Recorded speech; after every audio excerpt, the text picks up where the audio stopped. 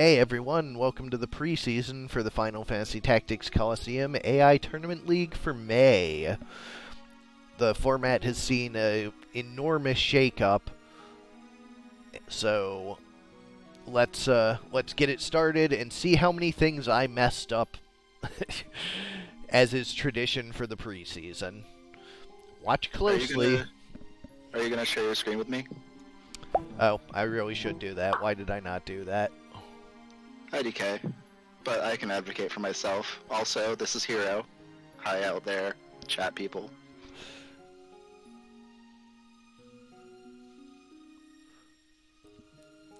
Really excited to see these new changes in action.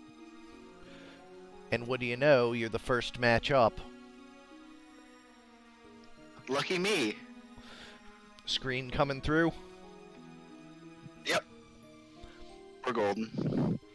Alright, so as mentioned, first up we have Love Colored Magic 2 versus Hero 2. Dodge This versus Start of Darkness. Starting on time, which, you know, well, I don't know if I'd call this on time. It's on time for me.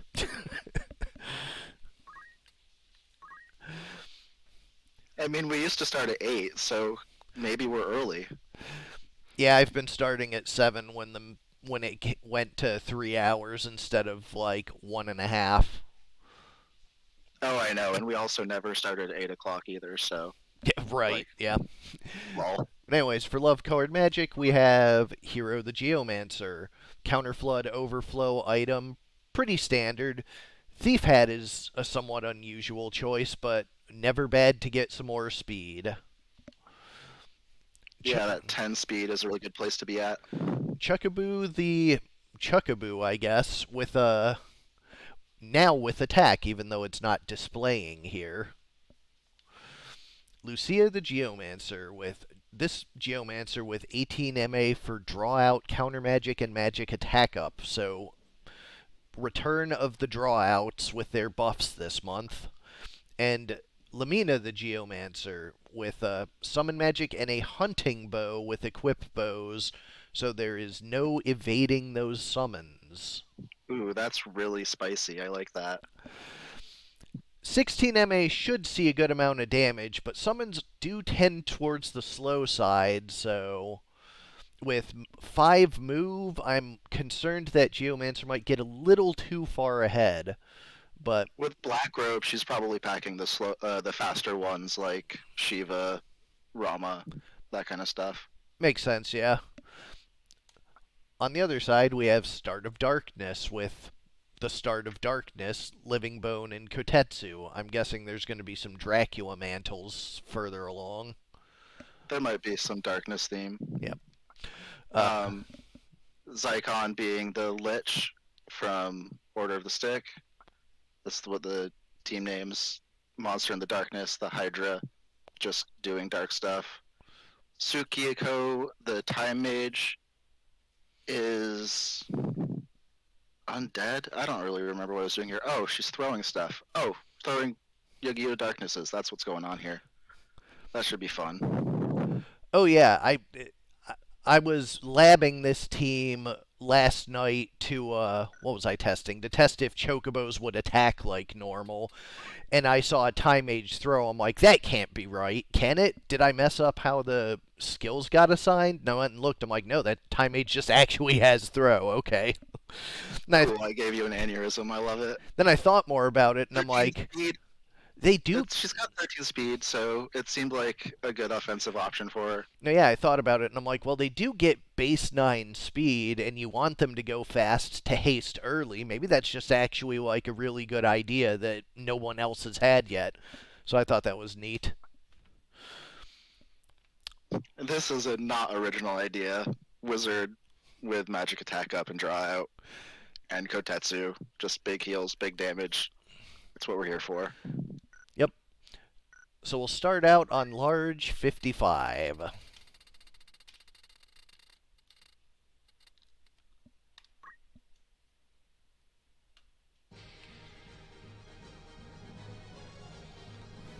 Did the Geomancers bring Lava Ball? Um, I don't know. There were definitely a lot that didn't. We'll find out. Given that there's 4 of them, there has to be one that did, right? I would think so. There's 3 of them. So, yeah. Self-haste a little aggressive there, but... She's gonna just run up and take a nap. Well, at least she can get healed.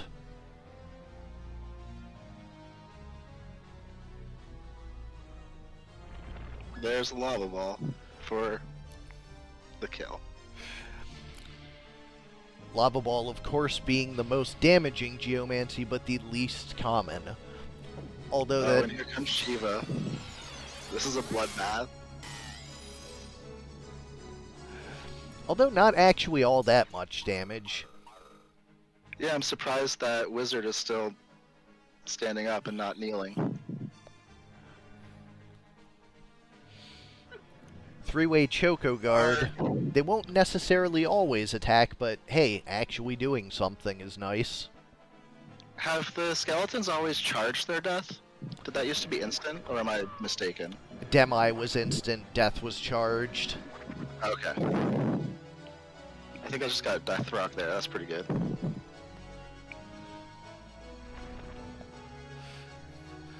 Lava Ball doing a bunch of damage. And this is not the fire version that would absorb it, so... Unfortunate there.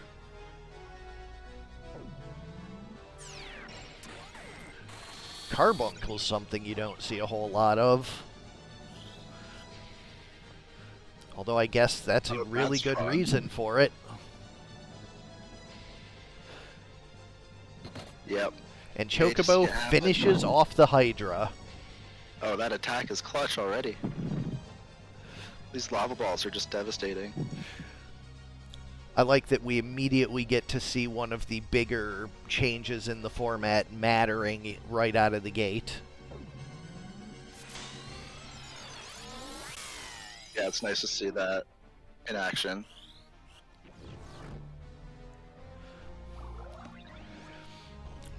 Time Mage is going to stand up and extend this a little bit, but still over. Oh, Chokakure for the win. Chocobos could always attack if if the circumstances were right.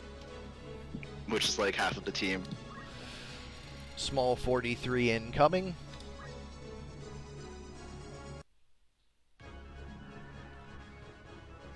I like my odds a lot better on the small map, but could just be another quick cleanup for LCM.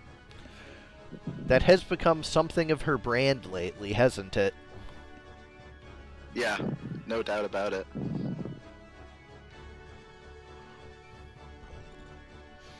Well, the Time Mage doing a much better job this time of opening. You love to see it. Quad haste right out the gate. Chocobo, of course, advancing way far in, but the Geomancers should be able to get some pretty nasty hits. Oh, that's not great. That haste isn't going to do much good if we're all dead or sleeping. So, yeah. Well, at least 2 of Pros them are and awake cons. now. Skeleton's just going to do what skeletons do and charge at death. Love it. 6,000 GP for that unit.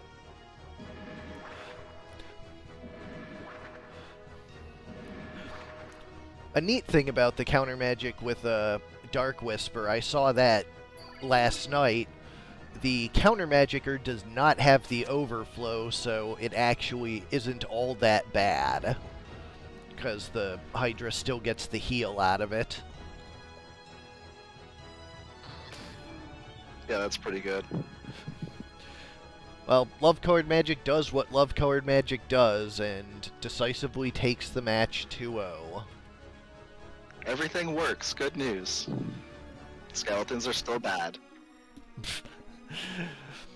Better against melee units, it's just that Love Colored Magic was a lot more Geomancy and Summony. Yeah, they didn't really have a chance to shine. No Berserkers or anything like that.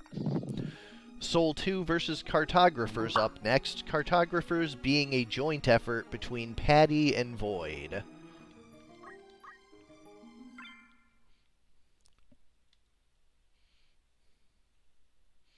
I love to see the joint teams. The booping is my controller becoming unattached and reattaching because it's a piece of shit and I moved a little. How dare you? Anyways, for Soul 2's Holy Order, we have Paladin the Knight with equipped gun and an engineer rifle with white magic on the side. Seikenshi the Samurai with item and counter magic, as well as Secret Hunt for the cheery attacks. There is a goblin on the other side. We'll see if that's relevant. It's a PS3 Soul. Shaman the Geomancer with time magic, counter flood, and maintenance. And another yellow chocobo just to make double sure.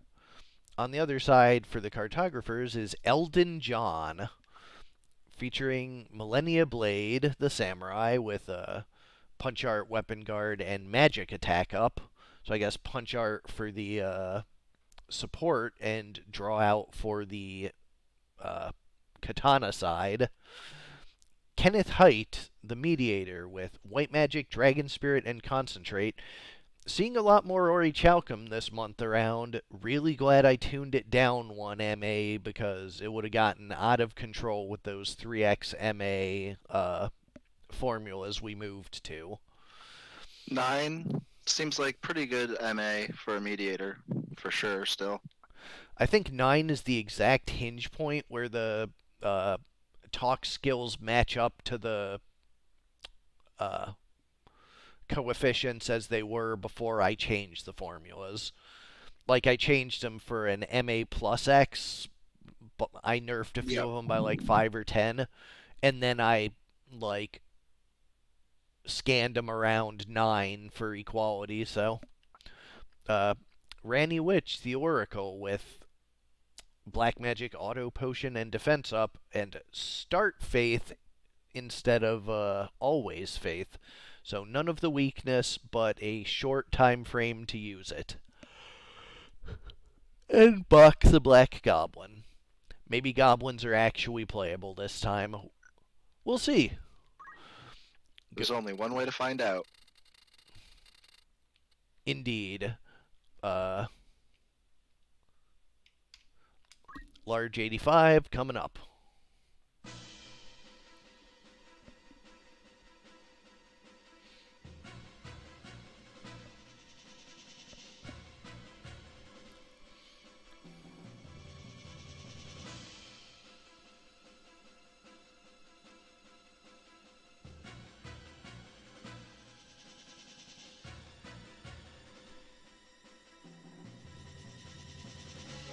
Looks like a haste coming out over on the white side.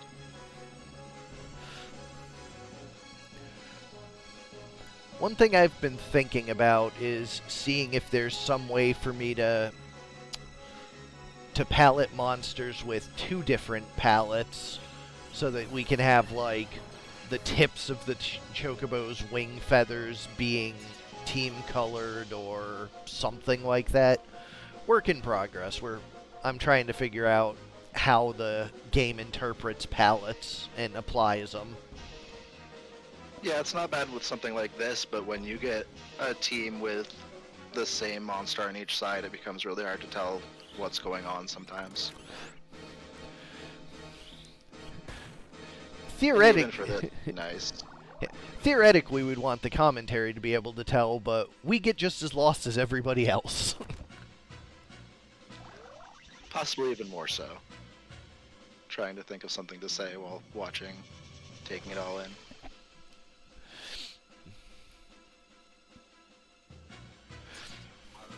Choco Guard on everybody is going to make it really hard to take him out quickly. that's helping them out against the talk skills too, right? That's Yep. that's pretty good. That. Oh boy. Yeah, Holy Lining right up. Explosion's still good. Especially when they line right up for it.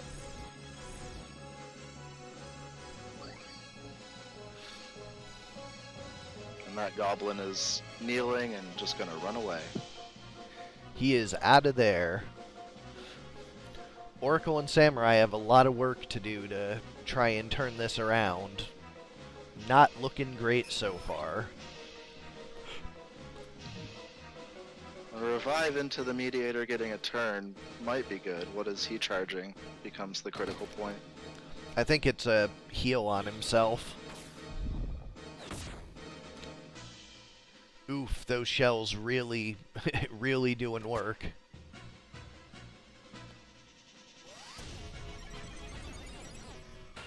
Oh, here we go.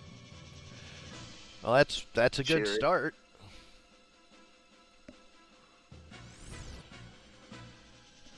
I think they just have bad or worst compatibility, because taking that little on a Geo as well.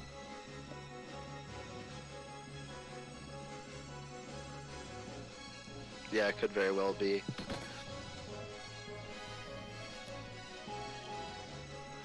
31% That's confusion. Forest.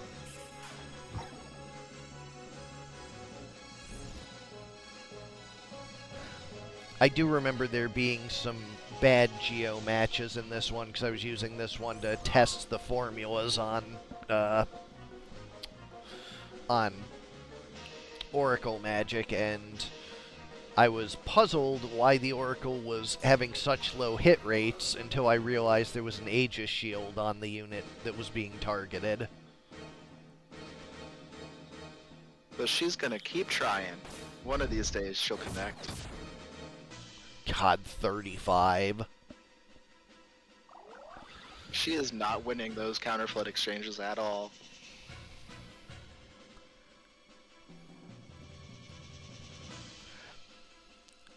Yeah, this is commandingly in Holy Order's favor. We're in the put him in the corner, knock him down stage of the game. Game 1 goes to Soul. Go to small map 48.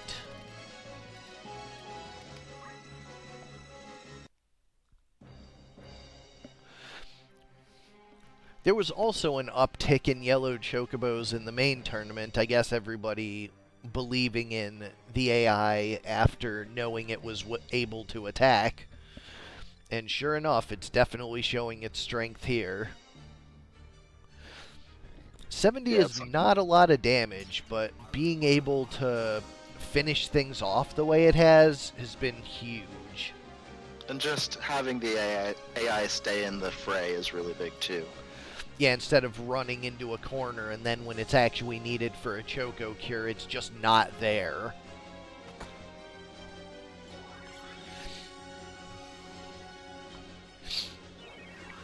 This map, every time, big ol' load-in screen and then we're just standing in the corner fighting. Yeah, I do think it's pretty funny. I have figured out how to edit starting positions, though, so that's something I'm going to be looking into over the coming month. Nice. Big haste there. Holy for 61.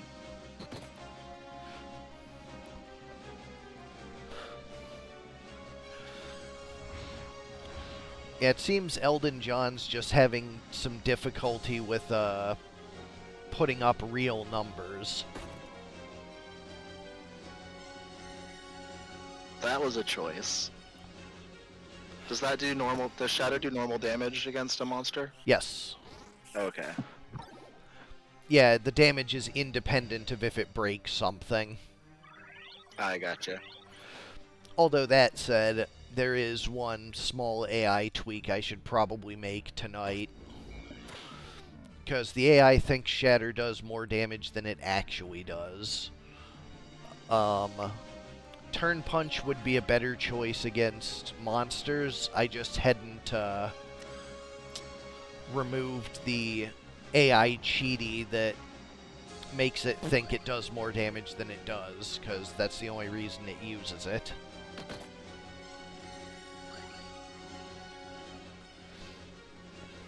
And then you already scaled its damage up, so it shouldn't need the cheat anymore, right? Well, I'll still leave it there because it does seem to work out well with it. I mean, we haven't seen many goblins to really... No. Well, I did a lot of labbing last night to make sure the ROM actually worked, so... Fair, fair. I've seen a fair bit of Goblin. Chocobo attack for 42, giving near fatal. Big change there. Yeah, Chocobo's just getting in people's faces and pecking them is going to be a big thing, for sure. It's not a lot, but it's enough on top of everything else they bring to the table. Yeah, I'm going to have to reevaluate what the major damage break points are in light of, like, the extra 70 coming out of Chocobos on occasion.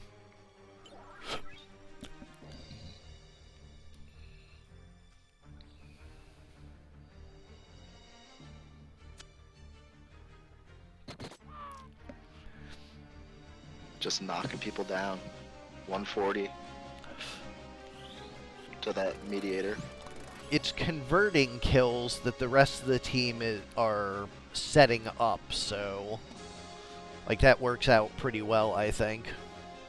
Yeah, it's like a better Wisnibus, really. In a way. Just healing himself with the power of God. Petrify does land, although there is a Chocobo to give answer to that. Not exactly well positioned for it, though. That might be a downside of it having an attack. It just was like, I'm gonna near fatal this samurai and run away. Because I'm an AI.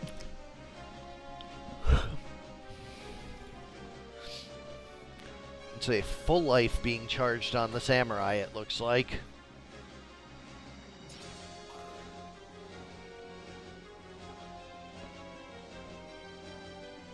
Chocobo's making choices in the corner. Well, he moved to be near the mediator to go back in on him, because he should be able to bring him to near fatal in the next round. So I think that's where the idea came from. Yeah, that makes sense. Might even get a kill now. Second Petrify does land, though. They're just gonna go for it. Takes one out. The Chocobo picks up the crystal and takes down the mediator. Chocobo parkour over there in the corner was pretty cool. But down goes the samurai, and it is just samurai versus Chocobo until this Isuna. Alright, I take back everything I said that was not kind to this Chocobo. It is an absolute champ. Pursewhack, an interesting choice upon standing back up.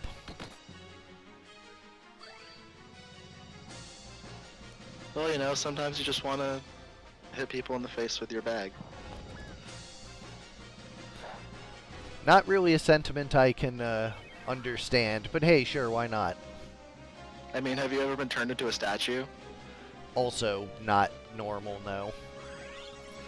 Well, there you go, I guess. Chocobo doing the job it was built for and handing out those Isunas.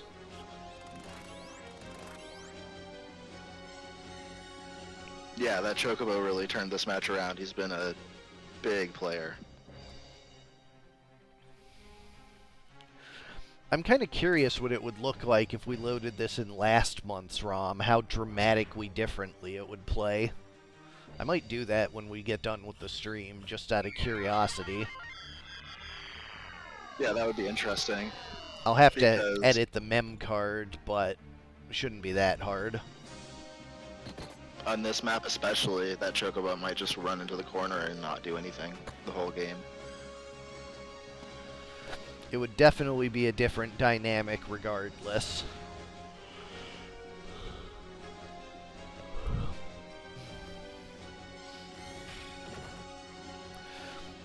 Yeah, the biggest difficulty with team paletting monsters is that monsters have 1 sprite and 3 palettes for their 3 tiers, so that makes it a little complicated. But anyways, goes to Soul 2-0. We'll go to Hero again for Hero 3 versus Paddy, PSA versus Pincushion. Oh goody. This is a fun one. It's not a unknown gimmick, but we've got Do the Squire. He's got a bronze shield. Remember that for later. And then he's just doing generic support stuff otherwise. He's got 2 swords to punch twice, I guess. Do not taunt Happy Funball. Yeah, it's good advice. This Lancer also has a bronze shield. Just pointing that out. Otherwise, martial arts Lancer also very generic. Taunt the Summoner has Sing and Summon Magic, I think, just for Fairy to pick people up when they have Auto Reflect. Wearing a Reflect Ring, move MP up, Guts, and Finger Guard, just in case there's any talk skills going on. And then Happy Fun Ball, the black magic, talk skill, magic attack up. She's gonna bounce things off of her team into the other team and do big damage. Good old Reflect teams. On the other side, for Pincushion, we have Pierre Basile, the archer, with Lava Bolt and Escutcheon for the opening haste, with Punch Art, Dragon Spirit, and inexplicably Concentrate when Lava Bolt can't miss. So It's for the punches after the lava bolt gets broken.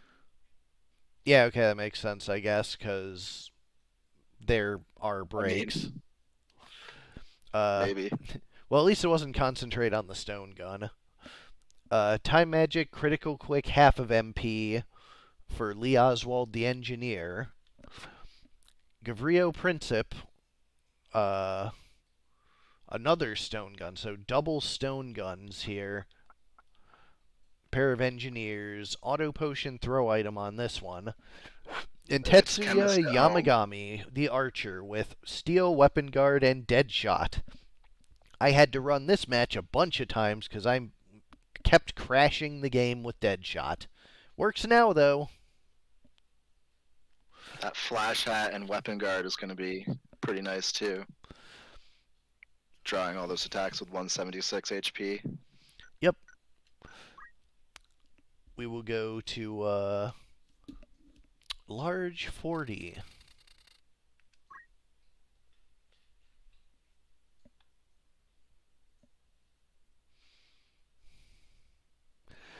Yeah, we used Balmafula because she looks suitably generic, could be kinda whatever, and really there just weren't any better options. And she has a full formation sprite already, so she doesn't glitch out. Yeah, basically it was, oh, I happen to know this has a working formation sprite, is a female, and yeah, I guess she could have a gun. We'll probably do a custom sprite later, but for now, she was the obvious best of not a lot of great options.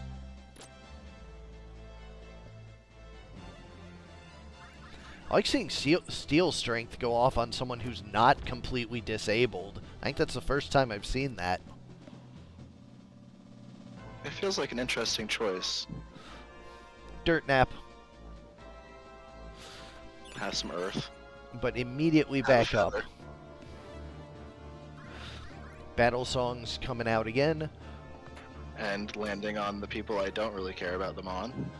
But that's fine. I just didn't know what to do with him. I definitely need to reboot at some point because I'm getting little freezes on the emulator that are almost certainly because I'm just running too many things.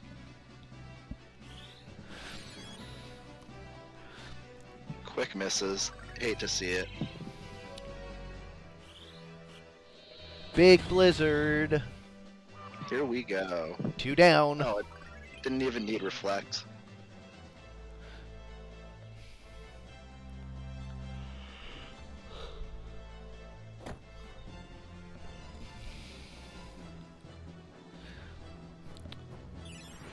Mustadio 1 bringing the Phoenix Downs, but He's exactly like the Mustadio I would build in game, except that he gets to have both item, or all three of item and snipe and battle skill. And it's perfect. I like that Mustadio a lot, or that engineer build a lot. yeah, when people were talking about wanting night breaks back on, like, archers, I was thinking about it and wanted to do an extra generic class this month to, like, showcase the hack that allowed it. And I was like, let's go with engineer instead of Hell Knight, because I know exactly what identity I want to give them. As much as I've campaigned for Hell Knight, I'm excited to see engineer, and it seems to be, well, not in this particular match maybe, but it seems to be working well. Very exciting, at least. Yeah, I mean, if you look at the numbers, quite a few people are playing them. We'll see if ultimately it ends up mattering. One thing's for sure, there's a lot of dead shot going around as well. It is immediately slotted in alongside attack up as an option for additional offense. Yeah, it's huge. I like it a lot. It's a nice variable to mess with. Being sometimes better, sometimes worse than attack up. By the way, that archer that keeps getting criticals is the one with dead shot. Yeah, that makes sense. Not seeing any reflect bounces, but those spells coming out are plenty big enough on their own, I guess. Yeah, dead shot is more expected damage than attack up, but only effective on basic attacks.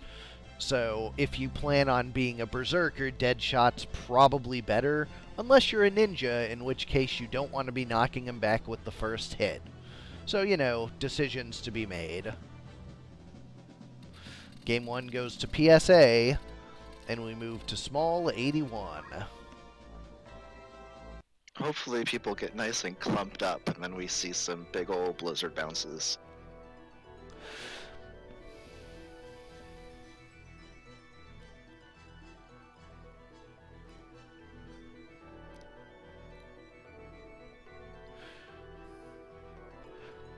Yeah, the display for critical is actually correctly assuming that dead shot goes off and knows that a critical's happening, and in the AI reviewing of it, it returns the average.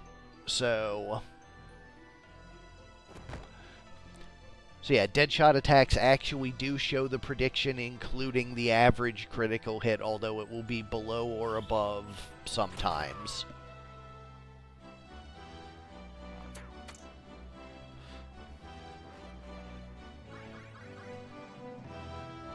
That's a much better battle song getting things started off. That archer once again doing his dirt nap and stand back up routine. Yeah. But yeah, anytime the game does a hit prediction, if there's a random element, there's a bit in the code that tells it to just return the average result and not actually calculate it. You see that a lot in vanilla with like dash and axe attacks and flail attacks. And Throwstone especially. Oh yeah, that's another big one. It says it's going to do 6, but it does 3. Why does it always do 3? It doesn't always do 3. It just only does 3 when it matters. I don't think I've ever seen Throwstone do more than 3 in vanilla. It's a problem. It only does more than 3 when the enemy uses it against you. Then it crits and knocks you off a cliff and kills you. Yeah, those are FFT things, all right.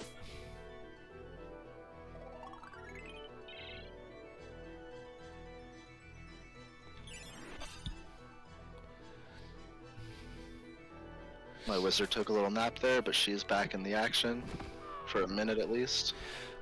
The archer's doing damage, but the other team has too many people up with too much revival to really make it count. Archer's just going to trade with that wizard back and forth until somebody gets the extra turn.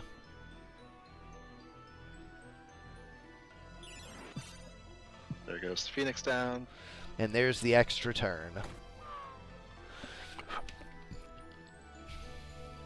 PSA takes it 2-0. Spear beats Archer. Yeah, no surprise there. We go to Simmon 4 and Break 2 next. With Dinner versus Blue Exorcist.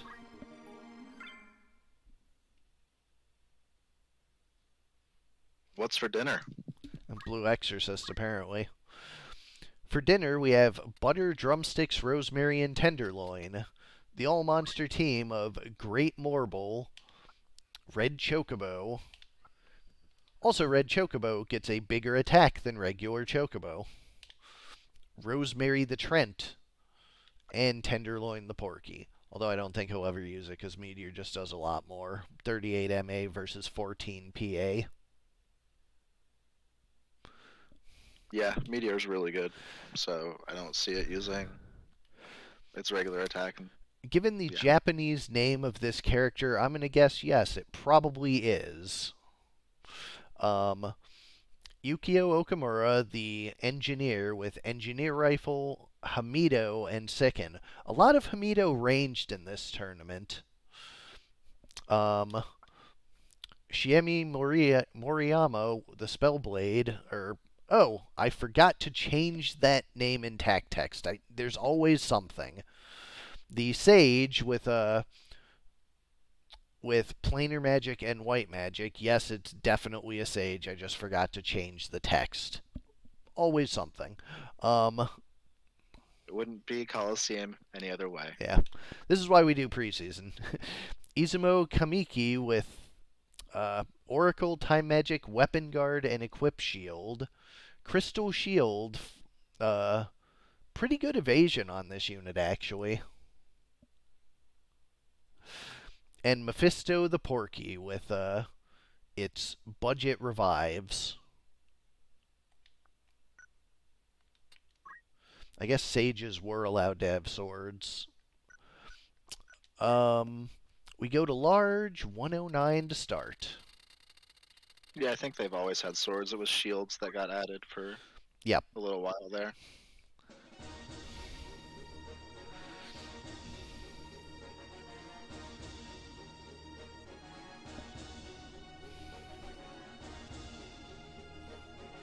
But why sword when you can stick?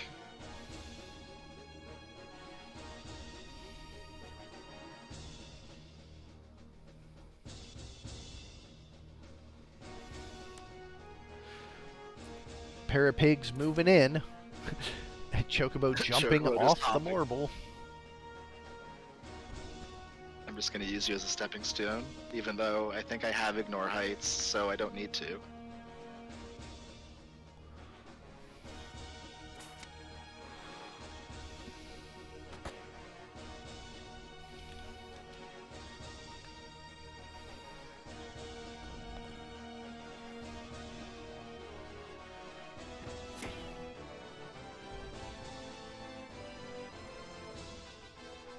The engineer and the Chocobo are duking it out over the high ground as the rest of the squad moves in on the low.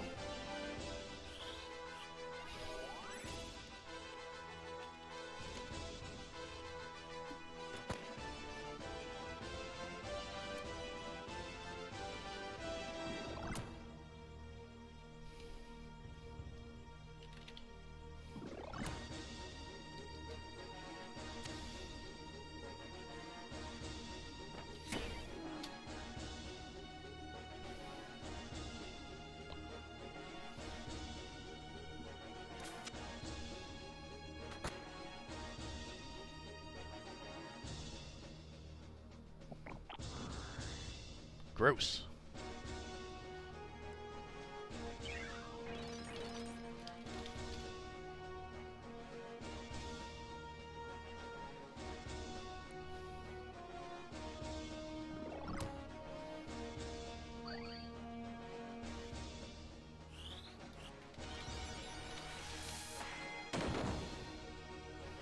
Monsters have those spellcasters pinned down on the side there, but they're putting up enough of a fight on their own.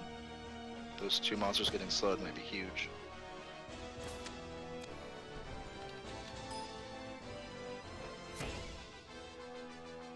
That Chocobo just continues to bully Mustadio.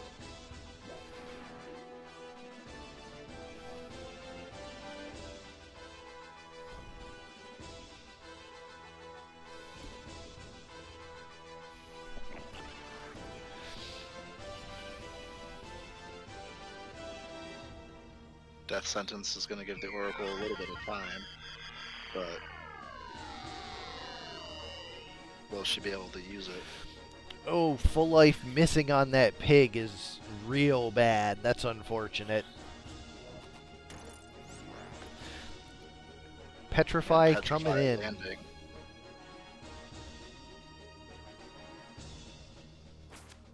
Spellblade's going to charge something on herself and run away.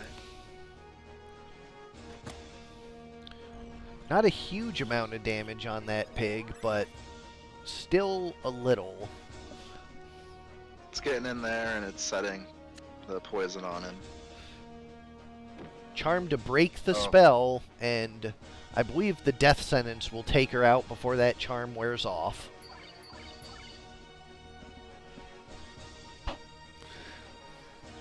That's pretty good. Sage doing a big charge up from on high. The tree can just move around and look at her.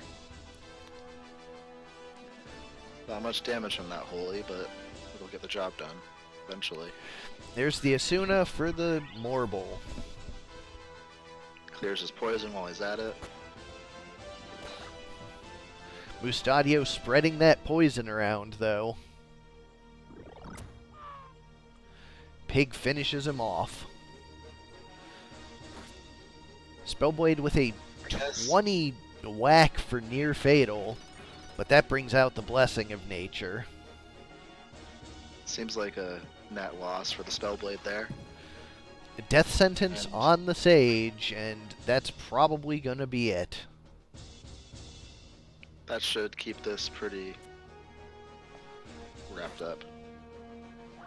She's not going to get very far with that Nagorok in another turn.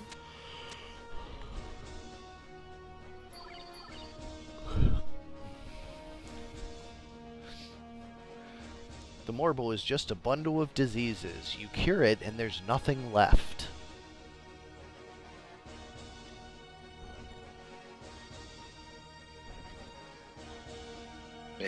Make Asuna kill Morbles then. Yeah, that's what I was responding to, Void mentioning that. Oh, I can't see chat, so I have no idea what they're saying. Good point. That's a great idea, Void. Smart. Game 1 goes to... Why is that? There it is. Game 1 goes to dinner.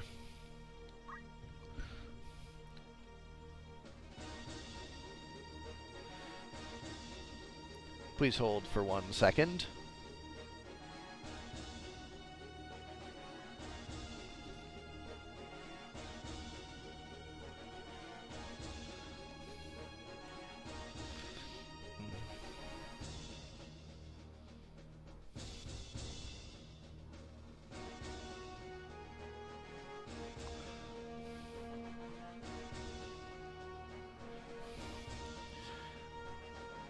Text takes just a little bit longer than the other things I apply midstream. Just getting the sages to be sages. Yep. And there it is. We are... And they have planar magic. Yep. golden.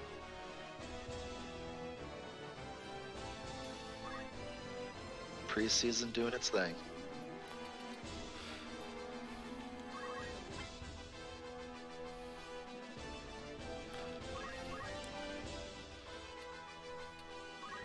Sage Planer, we did it.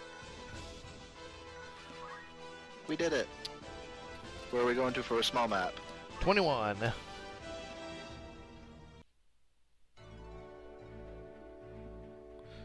What was wrong with them, Ludo?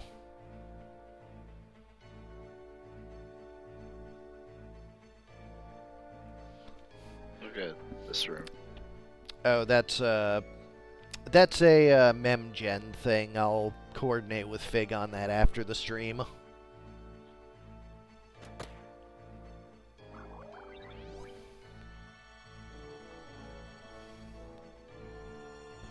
A lot less room for the engineer to work with, but also the same for the red chocobo, so it's really hard to tell how this is going to go on the small map compared to the large.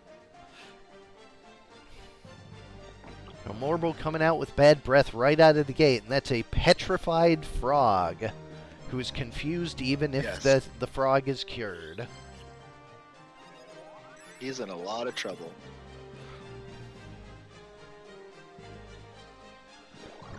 I take it back, the Morble might just make this a small map easy. It's nice and flat here. Get around. Unless this lands.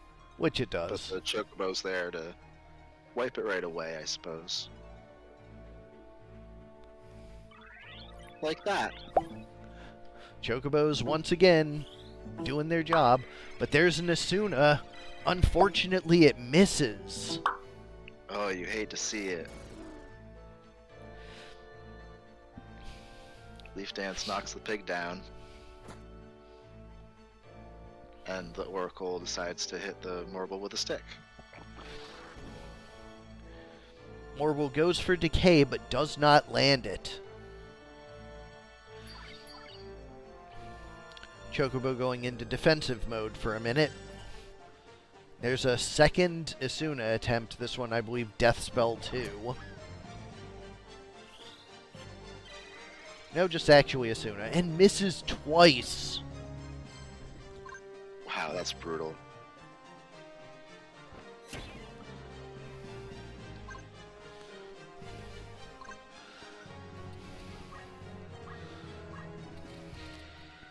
Cancer, Scorpio, Pisces, Aries, Libra, Capricorn.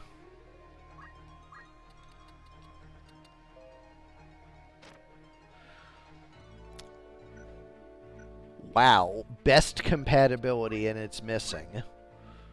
He does have 40 faith, but that's still pretty bad luck. Yeah, the 40 faith is what's doing it. It should still not miss twice in a row. I mean, as much as any probable things shouldn't happen. And we continue our run of streaks. Simmon for dinner takes it 2-0.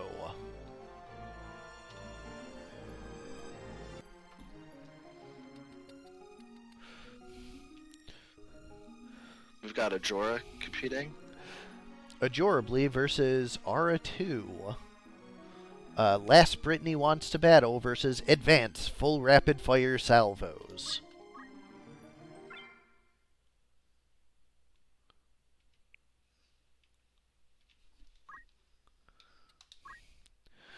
For our newcomer Ajorably, we have a Pokemon team, Last Brittany, featuring, of course, Brittany, the Squire, with a hunting bow, snipe, and auto potion.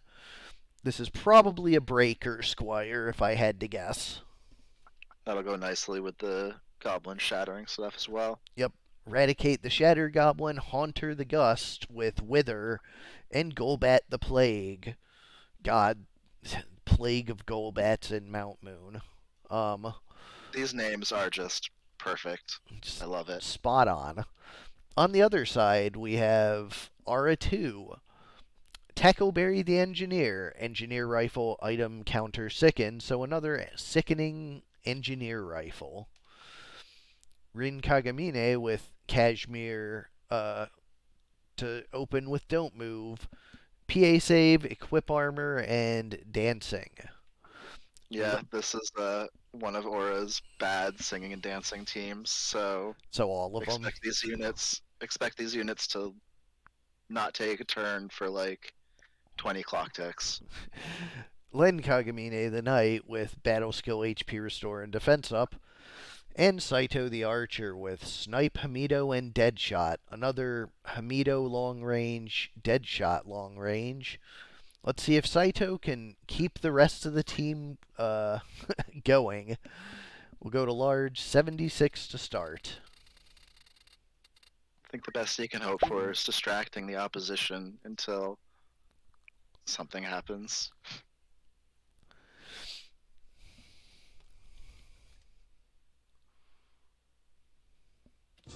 I mean, if there was ever a map that you could lose 2 turns on and still win, it's this one, though. I was like, I'm pretty sure your guys are going to be approached on Tiger before they get a turn. Oh, yeah. But it's close. It's closer.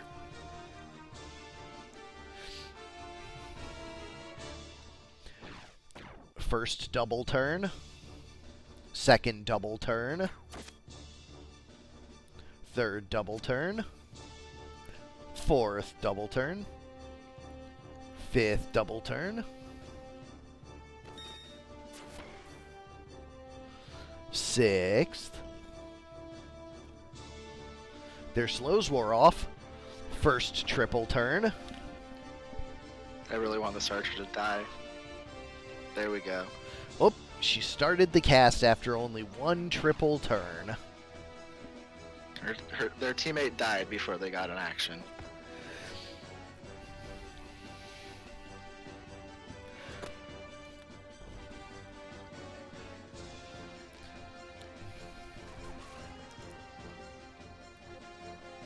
Warren is actually seeing some use. That's interesting. Love those defending sprites from the monsters, as always. Goblin being stuck with Don't Move thanks to that leg aim. Pretty big deal. Yeah, he's just stranded out in the middle of nowhere now, as far as that goes. Yeah, Goblins not known for their range. Triple quick off last song.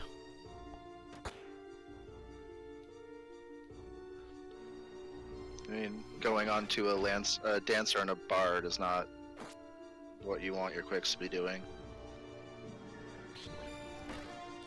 Although I guess now the knight is doing knight things instead of dancing or singing.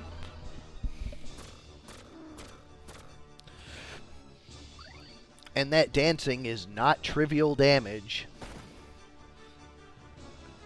The Shatter does not pick up a piece of gear. I think 25% failure rate. I believe it's 15% for each of the 5 slots, which is 75%, and 25% to just not get anything. How does that work with knight swords? Because I think that he's wielding his weapon in 2 hands. 2 hands does not actually change the slot it's equipped in. So the slot that he actually put the sword in, top or bottom, will be equipped, and the other slot will be empty. So it'll have a slightly lower hit chance. Yeah, like 40%, 40% no break, 60% break.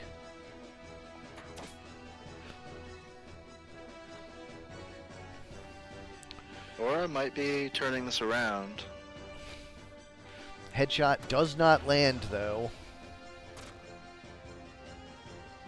This Nibus on one target is pretty meh, but that dead shot is going to get the job done. Although we'll see if that continues to the small map. Ara did say that he thought he was going to win the large maps, but the small maps not so much. Yeah, it's a lot harder to lose 2 turns and 3 turns on one unit on a small map. That ghost is just going to Oh god, he even predicted. over him. Or no, wait, I think he said the Ramza house and not the Best Rodeo house. All the residences are teeny. This should go very well. Yeah, this is probably going to be a huge reversal. We're gonna have our first medium map of the night, it looks like. I can't wait.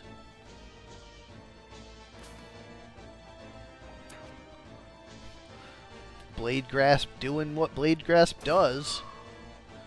Mustadio goes right Goblins down. doing what goblins do.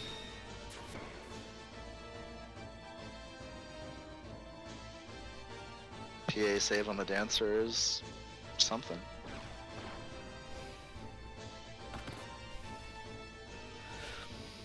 I'm gonna have to go in and like make the leg aim have a more visible result.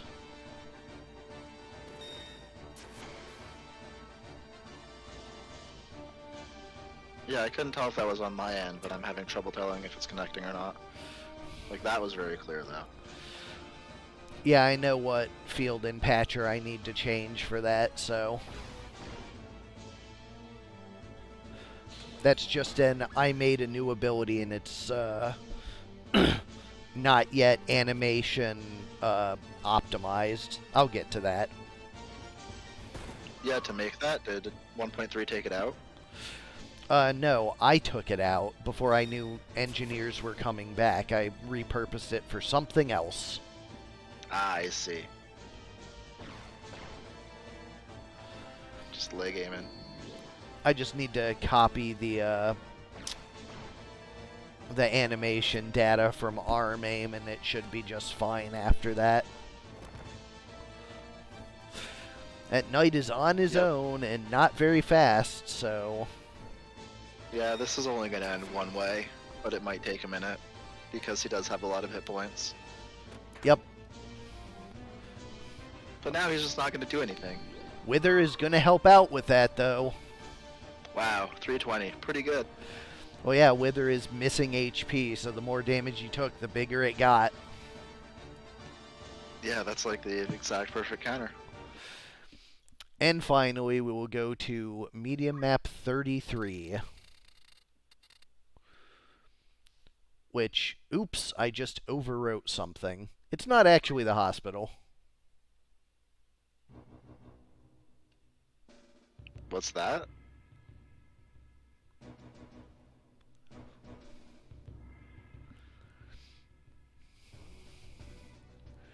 Is this new?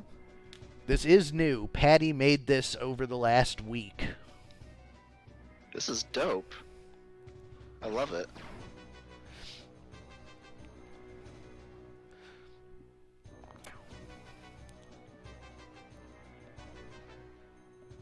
Catching arrows with blade grasp. And bullets. And bullets. As ghosts do. Squire's running over into a corner. And this, by the way, is why the collab team was called Cartographers. Void and Paddy have been working on maps for us over the last couple of weeks, and this is the first one I've inserted. This is so cool. We were keeping it under wraps, wanted it to be a surprise. I said I would seed the map into preseason so that it would definitely come up.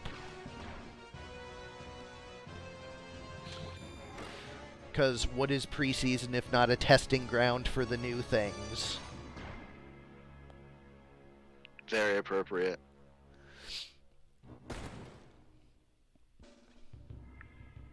Love to see it happen.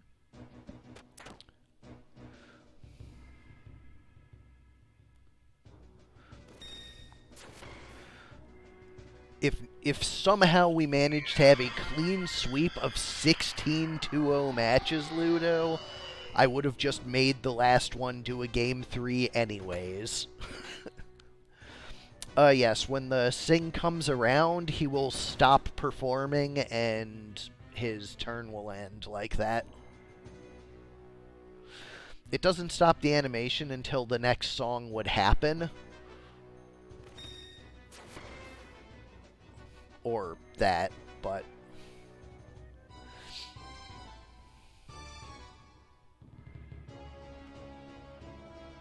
Yeah, the medium map is not treating these guys too nicely.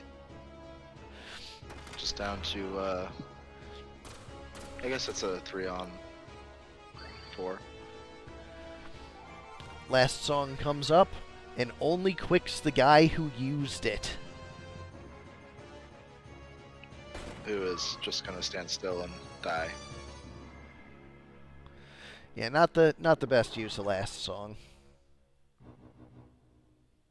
You can do it, Goblin. You've got this. He does not have this. Happy to see Cheer Up finally getting used, though. I think I have it on one or two of my teams.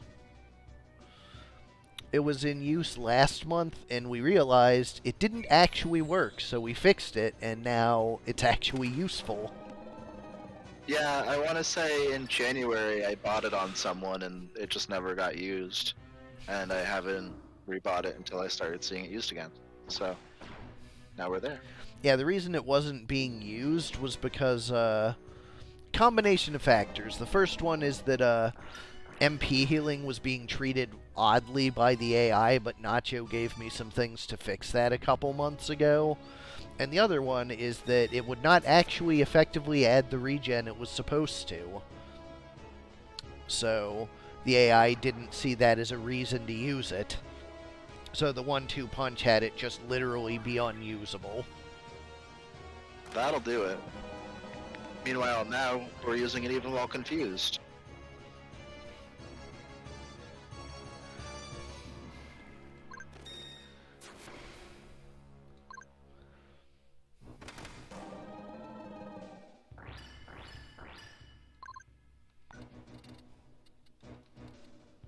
The dancer is stalling out with Nameless, but I don't think that she's gonna be able to turn this I around. do see it on the table up there, yup.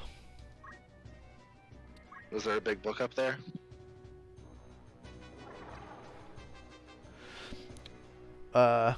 It is a reference to me in specific. Very cool.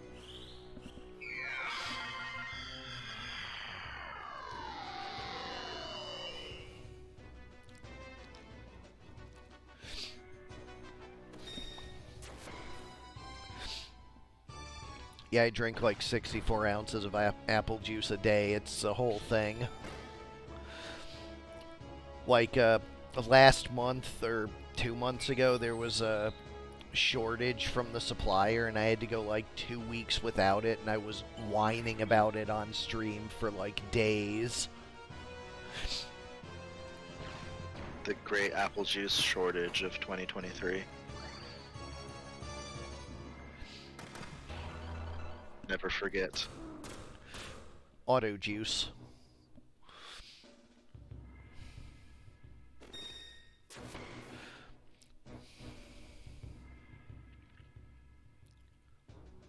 This is a much closer match than the other two.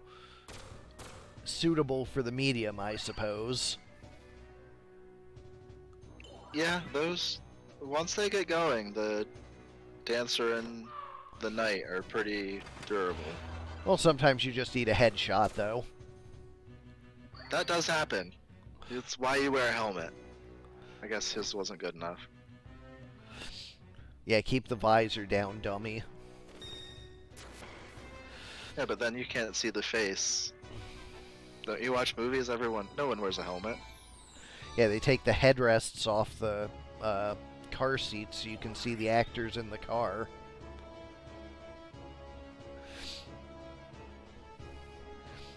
Mustadio just getting smacked down with those I-beams, but that one doesn't land. Gonna start up a dance here. I wonder what we're gonna see.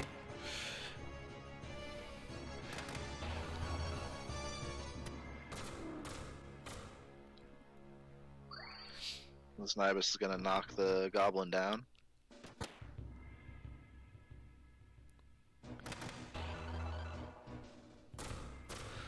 It is a 2-on-2. That auto potion really helping out. And that crystal is huge for that eyeball, allowing to keep the pressure up on Mustadio. Yeah, that crystal might be what cinches this for them, for that team. That's a huge amount of healing against the damage that Aura can output right now. Mustadio is very good at keeping himself alive, so there is that. Wisnibus is down. Just a basic attack on the Dancer. Wish for the Goblin now that the Wisnibus stopped. But Mustadio puts a stop to that. He has with guns.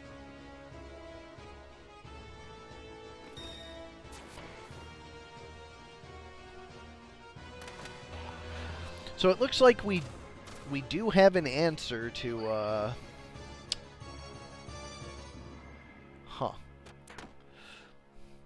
Leg aim does trigger Hamido, does it? That's not in the sets that it said it used. I'm really going to have to dig into Hamido, which I was going to do tonight anyways, so... That's very interesting.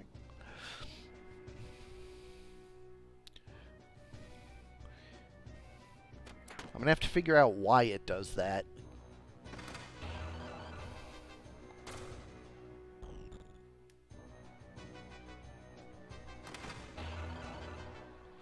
Yeah, especially if you rebuild the ability entirely. Which I'm going to have to do for, Mustadio is down. It is just the Dancer. Can she revive? I don't feel like she can. And against someone with auto potion, she is not in a good spot. No, this is not where you want your dancers to be. Using PA has nothing to do with it, Ara.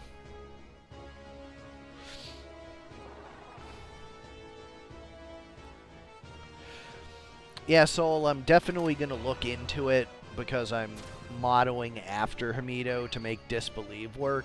So I'm going to disentangle Hamido and I will know exactly how it works. And also I'll probably make it so that it does not Hamido leg aim because why?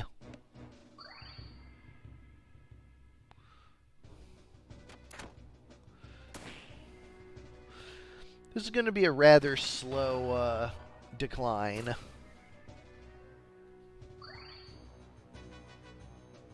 Yeah, the Dancer's never going to make traction, but it's going to take a while for the Squire to win this. Keeps landing those procs, though.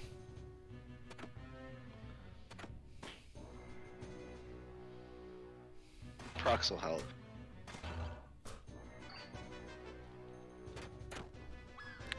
And that is that. Match There we goes go. 2-1 to Ajorably.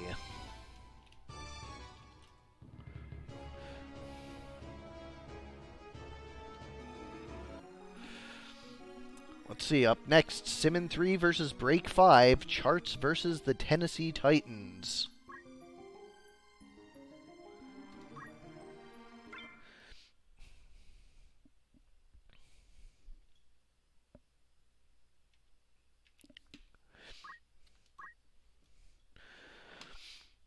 Whoops. Alright, for charts, we have bar chart, column chart, line chart, and pie chart. Bar the Samurai with Murasame and Red Shoes with Concentrate. So, a new take on Berserkers, this time with 2 hands instead of 2 swords.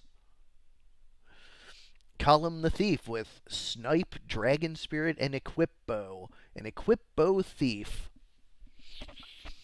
Line the Geomancer with E2 for the durability, Punch Art, Counterflood, and Overflow. And Porky for the cheap revival. Porky Pie. Love it. On the other side, for Tennessee Titans, we have Amy Adams the Monk with Dance MP Switch and Equip Armor. 420 on the monk, very durable. Bigger even than the Lancer, Derrick Henry, although he has an E2, so effectively more durable. Item, auto potion, Should and defend defense that. up. This is very hard to kill. Reflect mail, Genji helmet. He's got a lot of protection going on. And being the primary reviver for the team with item, That's a good choice. although unfortunately he will get stuck in sandbag loops, and you're not super useful when you're trading your turns 1-for-1 with the opponent. Especially not at 9 speed if they're faster. Mike Vrabel, the Black Chocobo. This one has actual PA and its attack actually does damage, although it just uses ball instead, so whatever. And Rankarthen the Mime. Ball is basically ranged attack and also better, so that makes sense.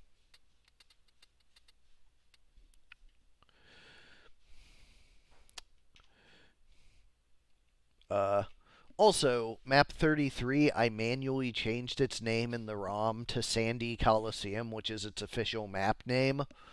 But then when I did tac text to overwrite with Sage, it overwrote that. So, ha ha ha, sad. Oh no. It was so close, too. Right? On the bright side, though, that tells me that tac text does know where that is, so I'll be able to rename it there. So, at least there is that. Silver lining, we're learning. Yeah, I literally had to do it in a hex editor on the raw ROM because I didn't know where else to do it.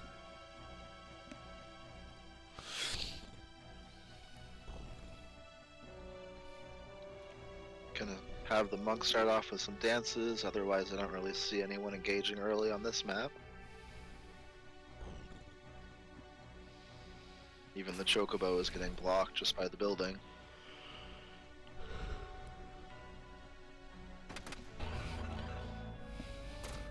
I just can't wait to see a Gun Hamido on somebody who arcs over somebody else to see how the game handles that.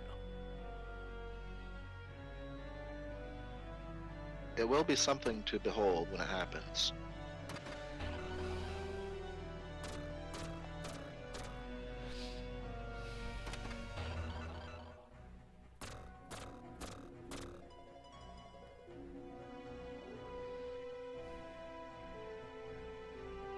Dancer's putting in some early chip here that might prove useful once things start coming to blows.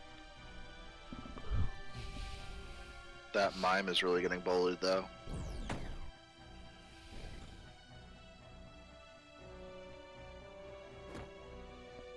And he's just gonna run right in. As mimes do. Yeah, Arena has modified them with SML. I just didn't know where to do that, and there was a slight potential problem with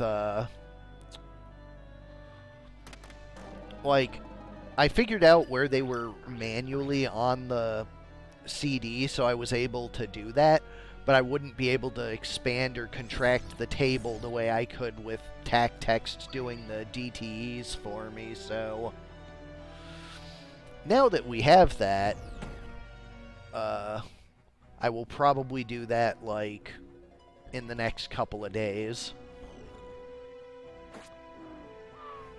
The pig was don't moved, but the monk moved right up next to it. Interesting choice. And reapplies the don't move for good measure. Chocobo goes down to the long-range bow. Samurai back up and in better condition than it started. No more poison to take him out. That oink was really good. MP switch going off on the Dancer. But still 2 MP left, so I think. Thought I saw that.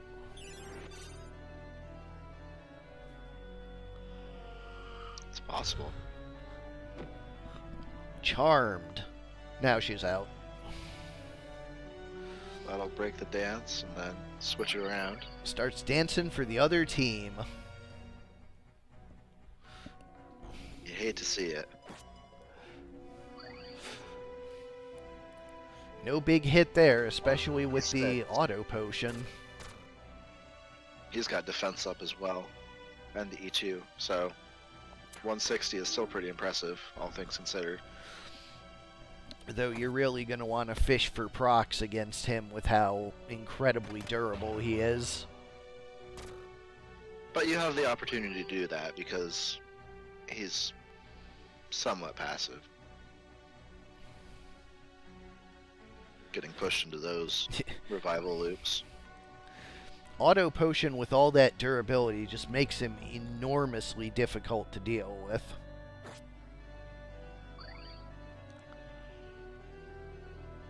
Yeah, turning 166 into 56 is... But there goes his hat. That's Genji helmet. I don't know if they can really do anything with that. I guess the Geomancer could. Well, the biggest thing is that his max hit points are reduced, so progressively over time, easier to deal with. Yeah, that's the main benefit for sure. There goes armor break. That's very nice.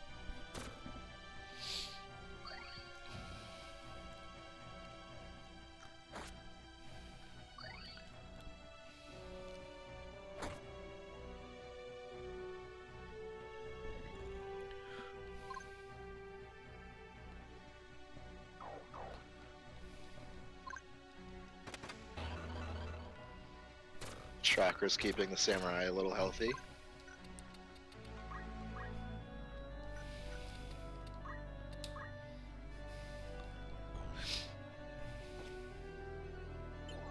Did that do normal damage instead of breaking the armor?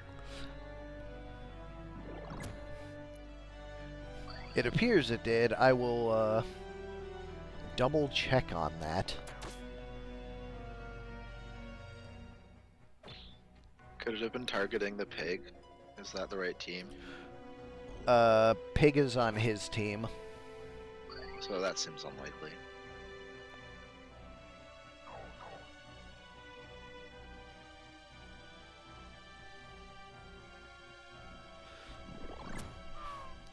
Lancer does go down. It is just that monk.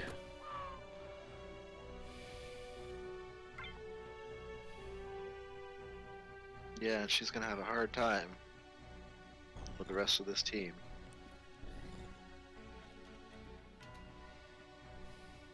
Samurai near fatal, but continuing to charge in thanks to his auto berserk. Whereas she just buys herself a little bit of time with chakra and runs away.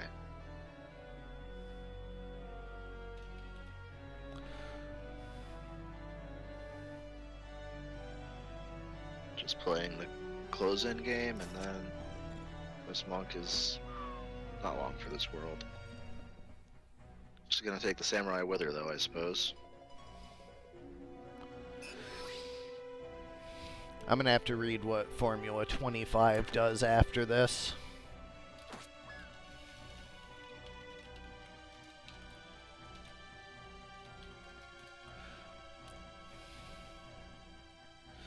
Anyways, game 1 goes to charts. Preseason doing preseason things. Yep. I mean, it's doing its stated job, so I'm happy for it.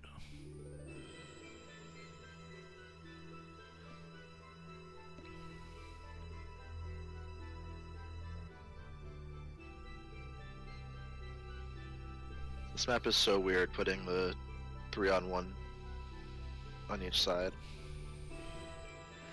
It is definitely a strange map, yeah.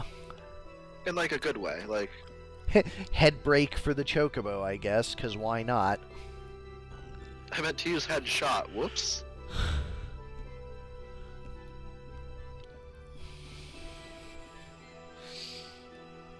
I feel like the AI does have a strange desire to use break skills when they're just auto attacks. Oh, that proc hitting after the MP switch was pretty nice.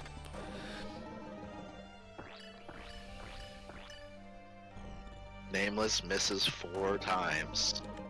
But we're gonna go another time. Well, a don't move on the solo is pretty nice.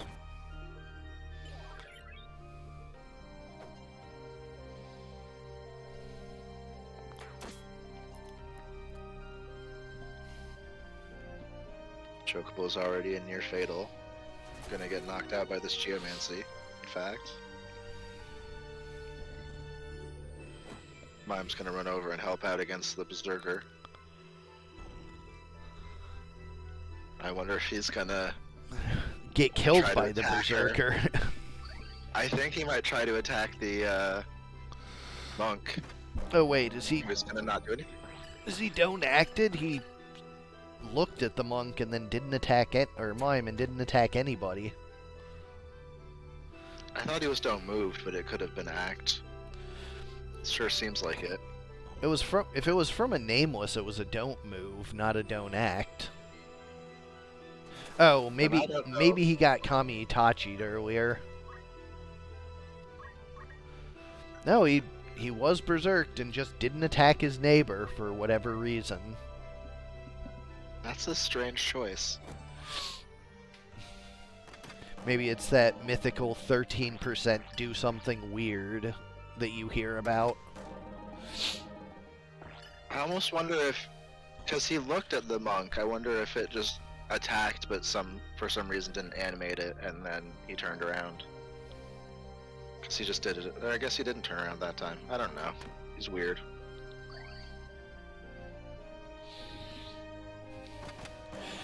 I mean, berserkers will attack somebody like 17 panels above them. So maybe it's maybe it's being below the samurai that's the problem, not like won't when they're below but will when they're above. Something like that could be. Berserkers definitely act weird sometimes. Oink. Poison breaks it, but also kills the thief.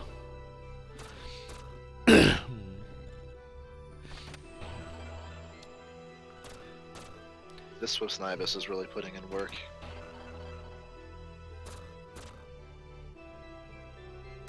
Just big chunks of damage.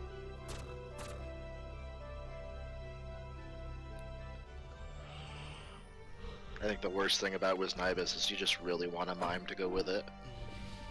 But Mimes are hard to justify. The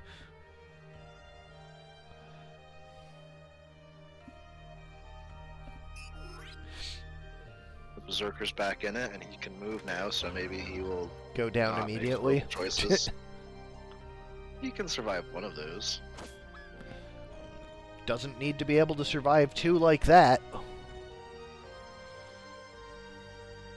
When all you have is a katana, every problem looks like a thing you can solve with a katana. Watermelon. Yep. I definitely saw a guy split a watermelon with a katana, like back when I owned the shop. They did it out on the front sidewalk. I mean, if you have a katana and a watermelon, I don't know what else you're gonna do.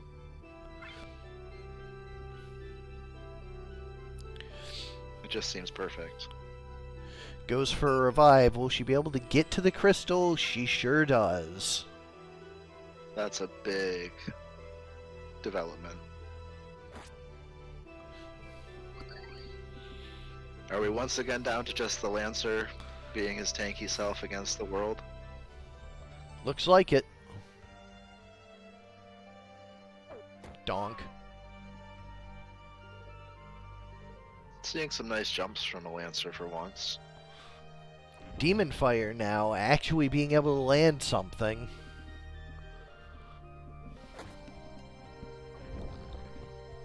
Not getting those procs, though. Although I think he has the anti-sleep helmet. I guess it got broken. Does not, I guess. He did get something broken.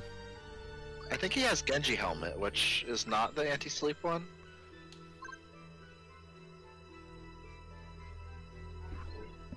Oh Because god. Genji is like stop, frog, petrify. Not all on the helmet, but those are the ones it covers in the gear slots.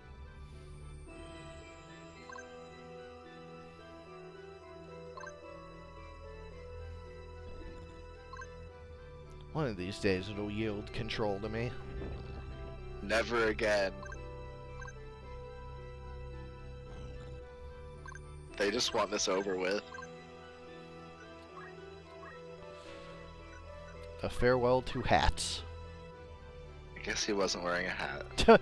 just dying to poison while she sits there and waits for him to wake up. She's gaining 5 hit points a turn with chakra. Oh, if she moves, she gets more.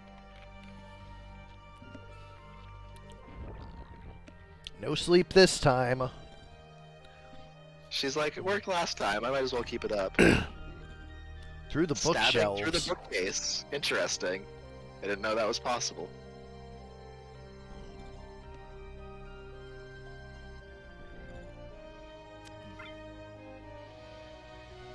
Apparently curing poison is worth less than the 20 CT it would cost to use an action. Does she have stigma magic? Sure does. Interesting. We're doing this again. Just watching him sleep. Creepy. The poison was on so long it wore off. I don't remember the last time I've seen poison wear off. Oh good, he's asleep again. Well, at least he's low enough for her to keep using it now. Does she have overflow? She must. Anyways, Charts ends up taking it. What map was that? That was the library. I don't remember what size it is. 57. Should probably be a medium if that was 57. Yeah, that was 57. Alright, yes, it goes 2-0 to Charts.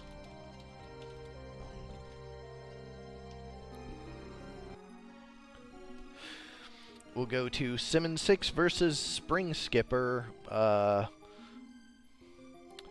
Dunslicker versus Team Turbo Slayer Dominators. A rather unique team from Spring on this one. You won't really be able to see it. For Dunslicker, we have... God, all of these names that I can't pronounce. Oh, that's all you, man. Vufolik the Knight with Dance, Auto Potion, and Defense up.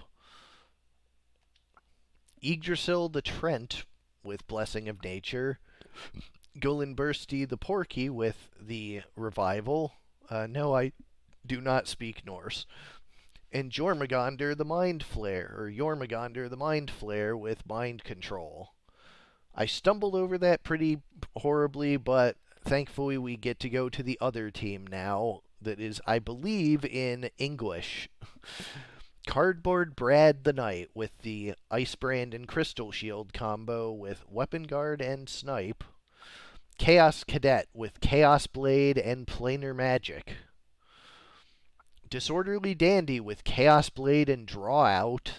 And Aniemia the Priest with Item and Throw Item. Notably, look at all of the Yeah, empty RSM slots, right? Well, That's very interesting. fun fact, this team uses 700 JP. 350 to unlock Priest, 350 to unlock Knight, no JP used anywhere else. Planar Magic, Draw Out, Item, all ruses. Well, it is a very preseason team. So let's see some Chaos Blade shenanigans. I guess we'll cross our fingers for those procs. Yes, it does, Ludo.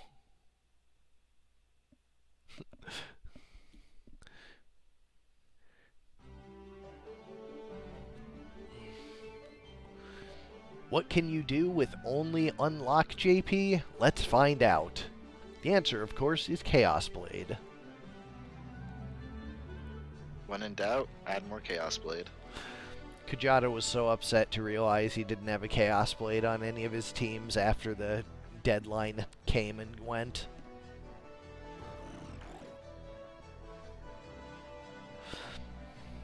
They're definitely powerful, but I can never...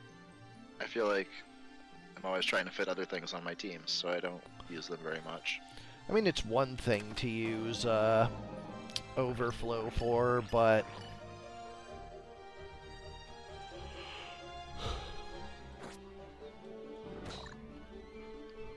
Damage split for 3. Oh no! Oh no. Confused Chaos Blade is not what you want. It's what I want. It's everything I could ever want. Well, then good news.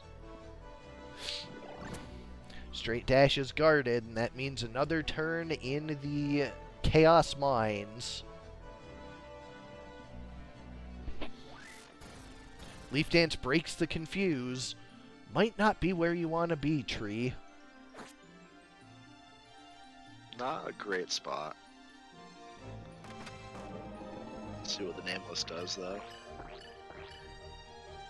Not much. Poison.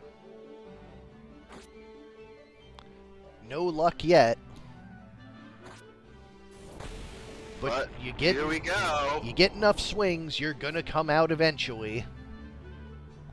That is how probability works. 20% of the time, it works every time.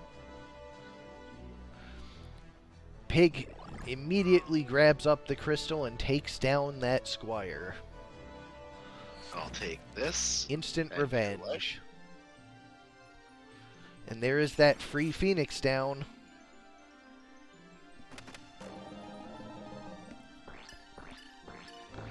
And he is poisoned, so not long for this world. The other one's confused. Again. A lot of poison near fatals. He's trying to help his buddy out, but he's confused. Down. Down. Squid attack. Tentacruel. Back Phoenix up. sounds a little bit, but not a lot. Breaks the confusion.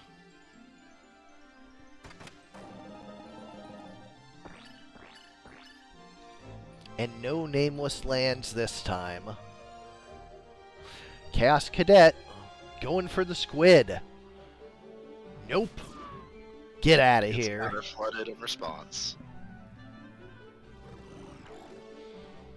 Haste on the Dancer's not great, but I think they can overcome that setback.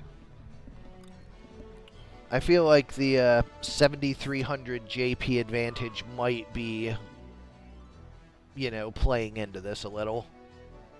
I mean, it turns out having stuff is good.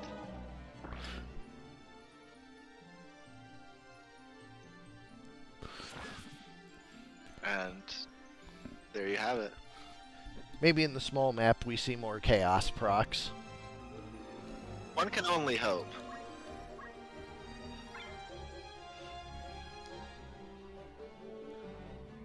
Let's go for 2 this time. Turbo Slayer Dominators.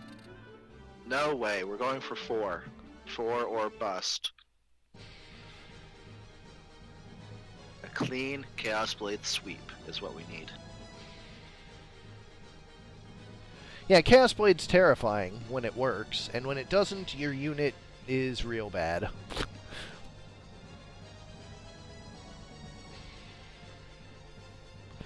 Be careful, there are things with Immune Crystal, like the ever-popular Cursed Ring.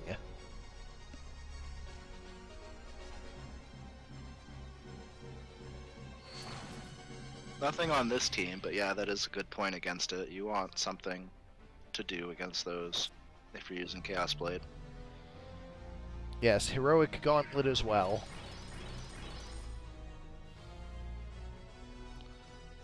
Yes, blessing of nature. Oink is very, very good against undeads, Oh, that's true. but not against the hero gauntlets. Although they've taken a slight back seat to the what is it, leather mantle that's +1 PA now. Although if Chaos Blade gets popular again, we'll probably see a resurgence of hero gloves on PA-based characters. I'm pretty sure I'm repping hero gloves at some point on some teams. It's in the name. I mean, I'm kind of beholden to it, but it is also good. Like, immune to Dark Whisper and Chaos Blade and a couple other niche things. It's not bad when it's coming with +1 PA. Fig giving Simmon ideas, telling him that knights get accessory break. Oh yeah, Ice Wolf Bite for days. Yeah, take out those immunities. Let's go. It does not work against like skeletons and ghosts and stuff, monsters. Yeah, skeletons are still immune crystal. Is it skeletons' time to shine? God, I can just imagine the knight trying to spam Ice Wolf Bite for 3 damage while the skeleton's beating it down. Let's be real, the skeleton is casting death on itself to heal the 4 damage. So the reason knights can't get robes is because robes give a lot of MP, and one of the drawbacks to knights is their poor access to MP. They can get very good sword skills, but their mana pool has to be a consideration, and giving them a robe would give them just a little bit too much access to that too easily. Regardless, Duns Laker takes it 2-0. And we are nearing the halfway point. Whoops.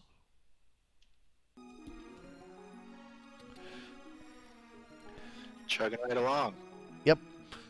Omegesuspekt 2 versus Sardek. Oops, all archers versus the exorcists. Oops, all archers. I think I spent more time naming this team and doing research on famous exorcists and exorcisms than I did actually building the team. Which is why it ended up down here, because it was just not a good team. That's what preseason is for. It is, in fact. I was thinking to myself, I'm like, oh, if we just get an odd number of teams, I'll just, like, yeet it out of the preseason basket, and if it's even, well, I guess it gets to see its day, because I don't care one way or the other about it. Makes sense.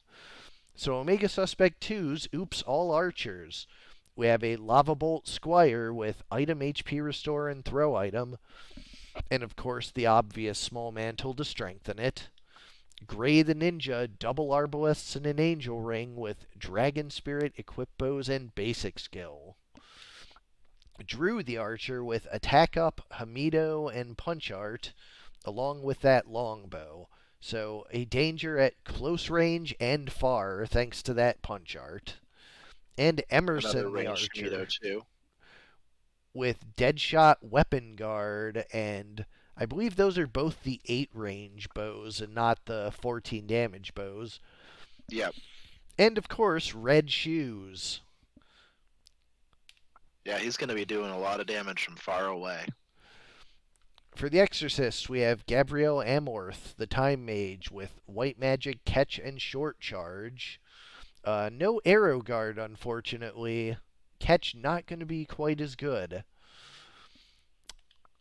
Mary Rookie, the Chemist, with Draw Out, MP Switch, and Magic Attack Up.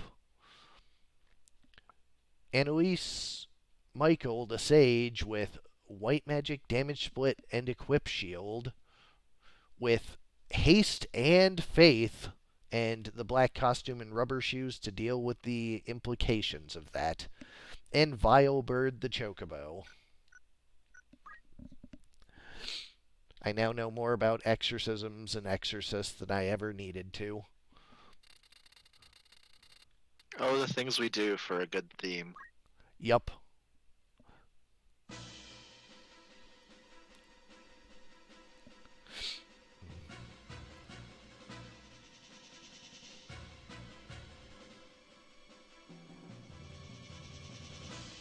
I now know what the name of the monkey on the Captain Planet cartoons was. Oh man, I used to.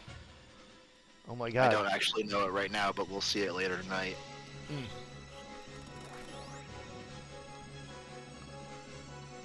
Getting a haste on herself to start it off, and then a Choco Guard. That's pretty nice to see coming out early. Man, that's gonna bother me until your team comes up now. Oh no, what have I done?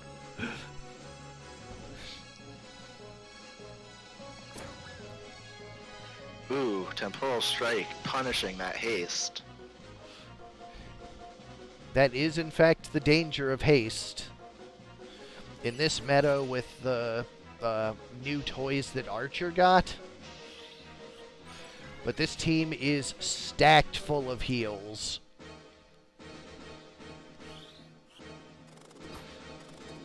There goes a double stop. Oh, that's a big swing. You don't see a whole lot of you don't see a whole lot of time magic, and I wanted to change that a little. Of course, that dead shot hitting super hard, and just before her turn too. The Berserker wanted to preserve the status quo. But again, that huge flash heal.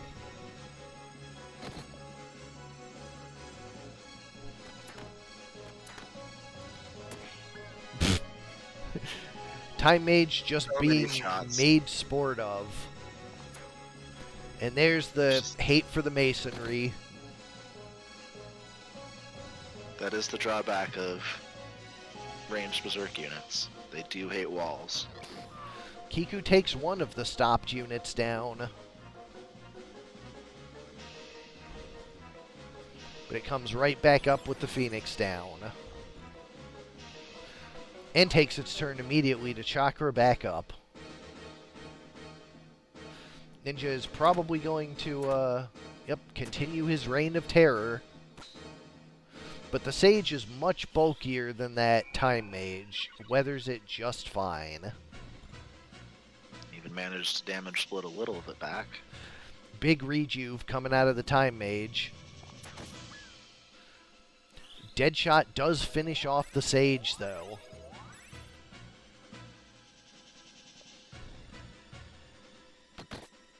Conk.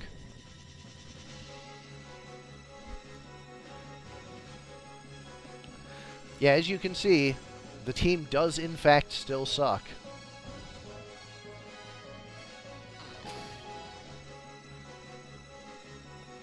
Big drawouts from a chemist. Time Mage goes down. That ninja just being a menace with those crossbows.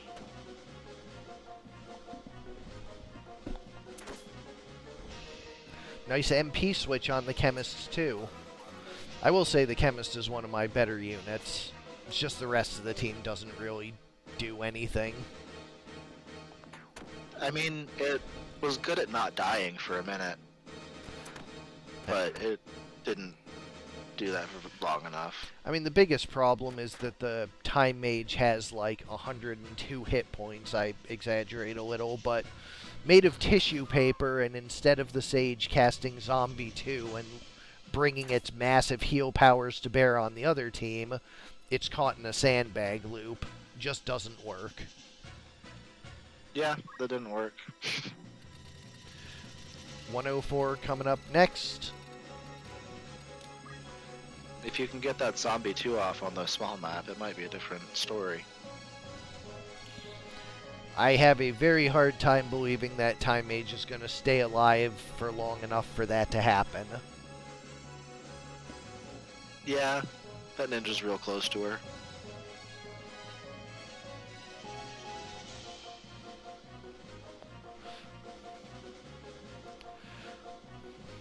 She's even making a very nice target.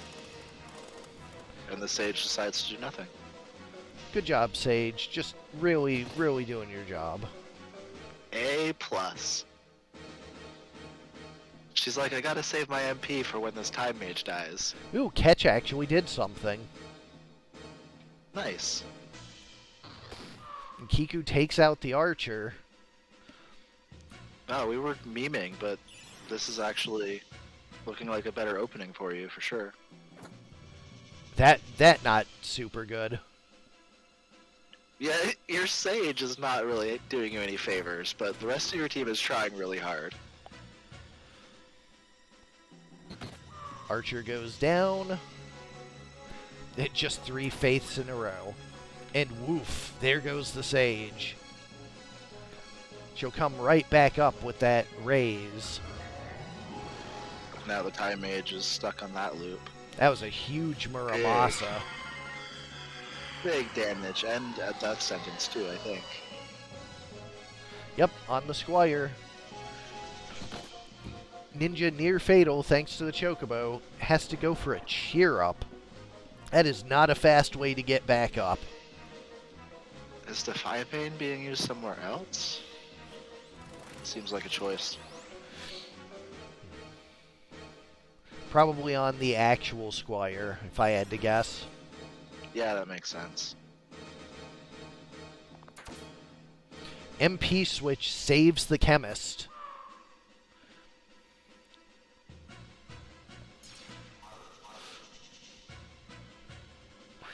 And she is gonna... Chocobo's gonna take a minute to buff up his team.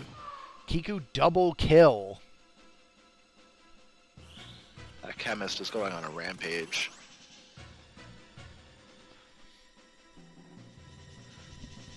I know I have Really a like- similar chemist on one of my teams, but like, wow. Yeah, Drought Chemist is scary. And I'm sad I slept on it. This is fucking Sage. Oh my god. Just wants to hit people with sticks.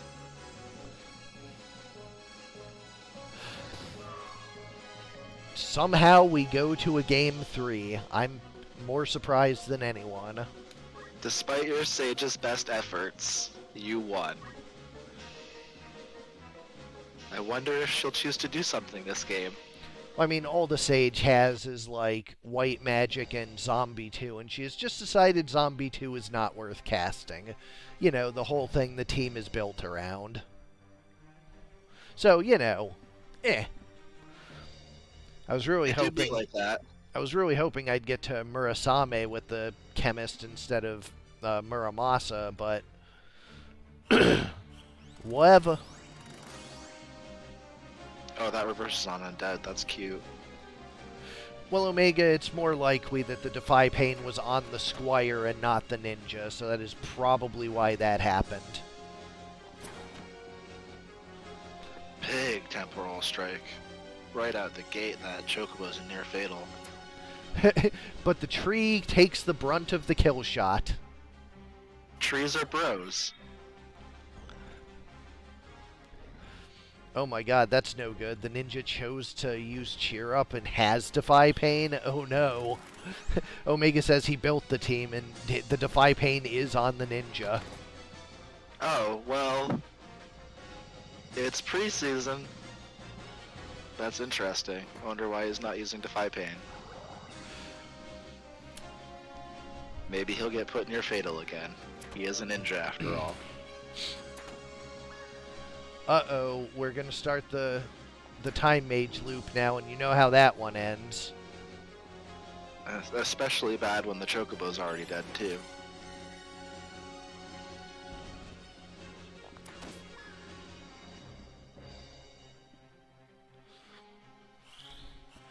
Well, the Rejuve brings her back up, but that ninja is still on the prowl, and we've seen how that ends. Yeah, even a full heal is not great for her. But the Sage is going to distract the ninja at least.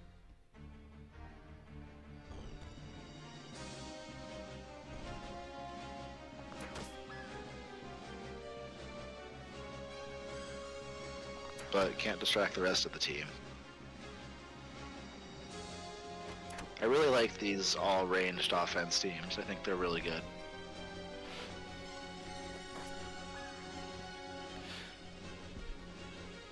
Unsurprisingly, could not squeeze that one out. Omega takes it 2-1. And we have reached the halfway point on the night. If Soul, you over there? You taking over?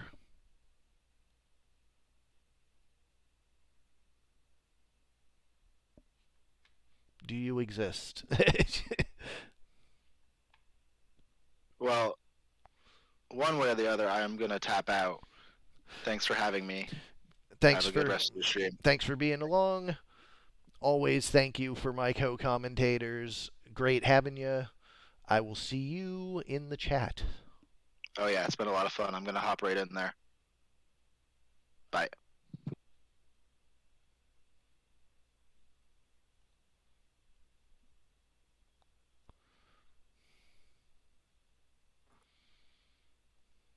Good evening. And commentator swap. We are good to go. Let me pop out the chat.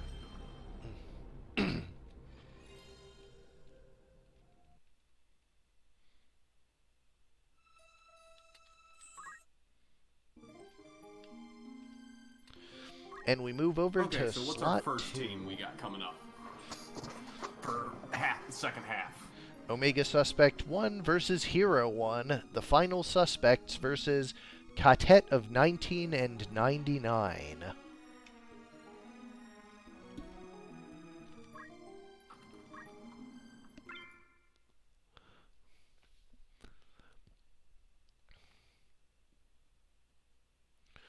Let's see. Can I get a mic boost on you, Soul? Mic boost? Actually, you sound fine on this side. Never mind. Okay, maybe I was leaning back when I first talked, so sometimes this mic's, a little finicky. Yeah, I can't imagine with how clear you're coming through on my side that would need more. May have just been me at first. Yeah, no, I was leaning back initially when I started talking. That's probably what it was. Yeah, every time I start a voice call with Korremar, like the first 5 seconds, her mic is super washed out and I can barely hear her, and then it fixes mysteriously. We can't figure out why, but every time. It is an enigma. But anyways, moving into the back half of the lineup, the final suspects. We have Oakley the Geomancer with Hamido and Attack Up. This is not a ranged Hamido, this is a Battle Axe. With 17 PA, that's a wide range of what this Battle Axe could do. Here's hoping we see the maximum. Just get to see somebody punished horribly. Swings for 15. Indigo the Samurai with Talk Skill, Dragon Spirit, and Equip Shield. 16 MA, those are going to be some pretty nice talk skills. Not to mention it'll be an absolute pain to pin down with all that evasion. Oh yeah, that is a lot of evasion. Yeah. Onyx the Priest with Time Mage, Catch, and Short Charge. Catch being ever popular with how many ninjas we've got. And River the Archer, another berserking longbow with Deadshot to go along with it. On the other side, we have Hero 1, Roland the Archer, double Arbalest Curse Ring with Snipe Counter and 2 swords. Eddie the Mediator with Engineer Rifle, Snipe Finger Guard, and Deadshot. Oops, all archers all over again. Except we have Susanna the Ninja with Eagle Knife and Mage Masher, MP Switch, and Guts. Using MP Switch and a Mage Masher for its durability. And Guts on top of it. This is going to be a surprisingly difficult ninja to put down. And pulling a lot of attention with its low 194 hit points. And also, they're an honorary archer. They throw things. That's like being an archer. It kinda counts. And Jake the Squire with Snipe Auto Potion and Sicken with his hunting bow. and an E2 for the durability. Yeah, Kajada's Ninja has seen many copycats. We go to large 80 or large 29 to start.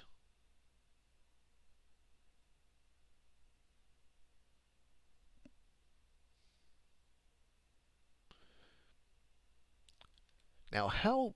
Give me 1 second. 1, 2, 3, 4, 5, 6, 7, 8, 9, 10, 11, 12, 13, 14, 15, 16. Oh, okay. I was counting my note under it as a thing. I'm like, wait, we're not halfway done. What's going on? How do we have 17 teams? You know, the bonus team. Bonus round. Bonus round. 29 to start.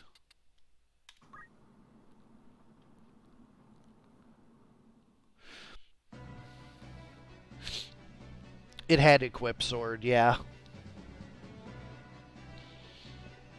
We start off in the snow. Speaking of the snow, one of the things I've asked of our cartographers is to have a better variety of geomancy than just carve model and hell ivy everywhere.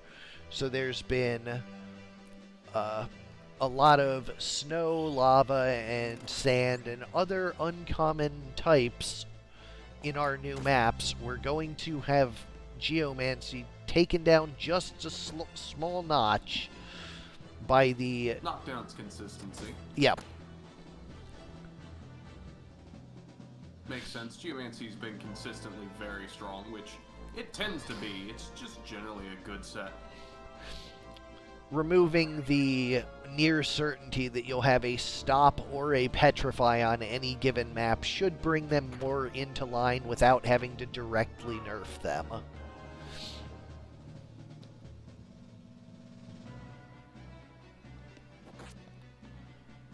Also, I agree with Break 2. I'd love to see more lava maps.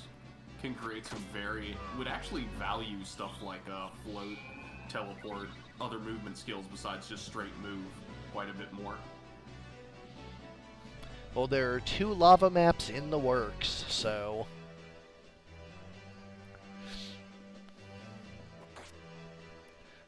Nice heal on the teammate there.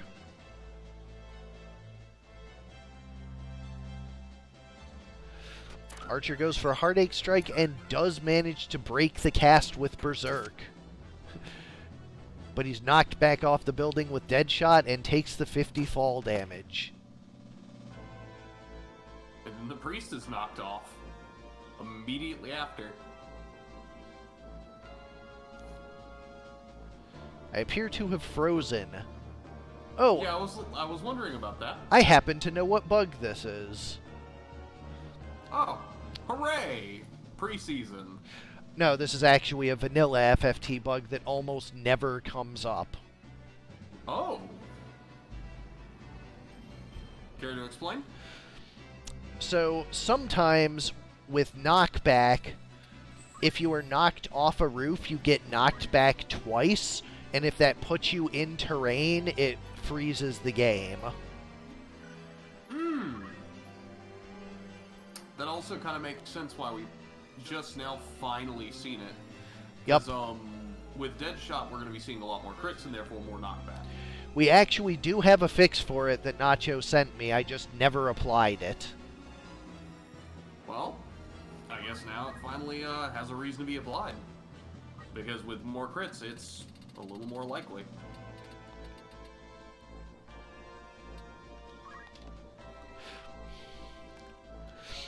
Yeah, I only applied the fixes Nacho sent that seemed relevant. I'm like, I've literally never seen that bug. I don't want to, like, tempt fate and apply something I don't need. But Makes perfect sense. now I'll apply it.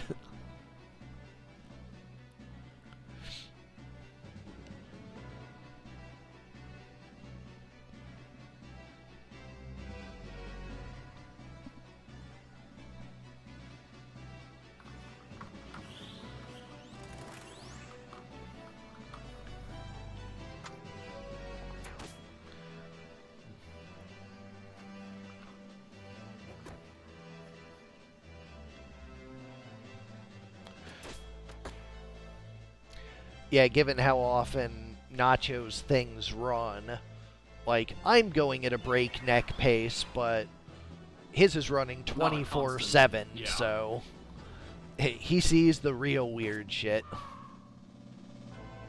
Yeah, I still remember at the start when Battleground was really getting kicked up, it was going down constant for any number of new fun problems. Mediator does not have double gun, it's just the way the animations are queuing. It is doing the knockback first and then playing the gun.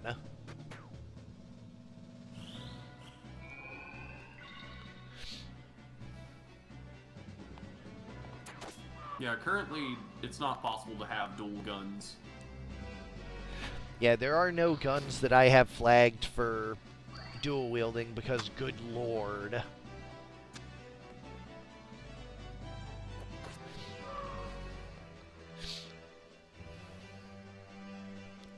Yeah, guns do a lot of damage. Giving 2 of them would be just too much. Especially with being constant and unavailable. Poison.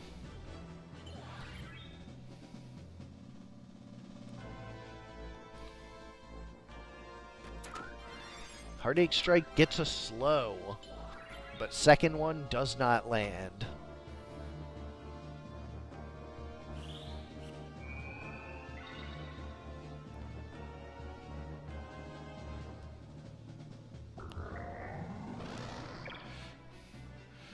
Muramasa for double near fatal. Big heal from the magic shuriken, though.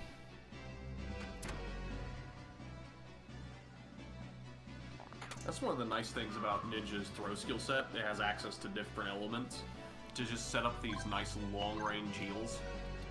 What the hell is this guy wearing? That he keeps taking damage at the end of his turn. Nothing out of the ordinary. Why does that keep happening? That is a good question. Like, I need to check if the Squire has Sicken. Because he wouldn't be appearing green because of the... Berserk. Oh, he does have Sicken, okay. Yeah, he has second, yeah.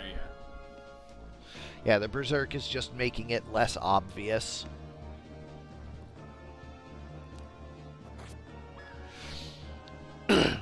Sicken is, as always, better than it looks on paper. I think part of the reason it's better than it looks on paper is due to the fact that, especially prior to this, poison has always felt kinda meh. But guaranteed poison while doing damage really brings up the value on it.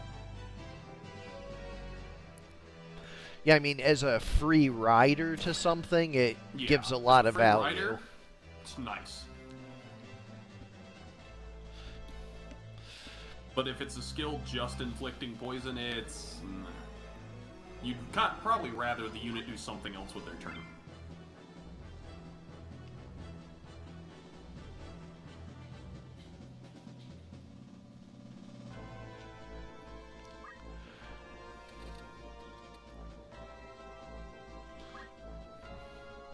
We go to small map 5. Sigma hunting bow. Nice low cost value. low cost, high value.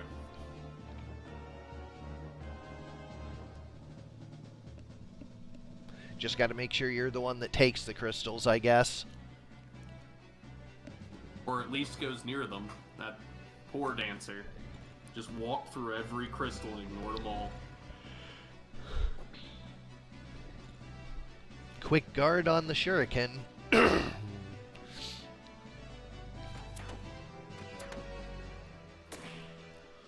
One Arbalest proc, and that's a near fatal just like that.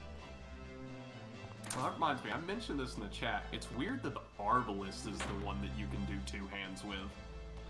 Yeah, I don't actually know anything about bows, so... Arbalists are the much larger crossbows.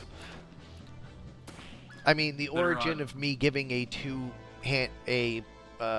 double crossbow was Vayne from League of Legends because it's so fucking stupid. I just thought it'd be funny to meme with it. Makes sense. At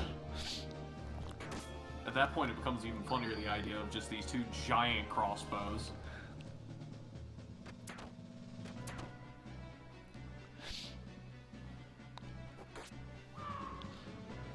Like, double crossbow just is so stupid because of the way you have to wind up a crossbow after you use it. Like, ouch, that was a hit. Ooh. Okay, now I have no idea why that one happened. That's... Huh. Yeah, no, that wouldn't have been a double knockback. Because he only has the one hunting bow. Interesting. I need to run these teams through the debugger to see what the illegal action it's taking is.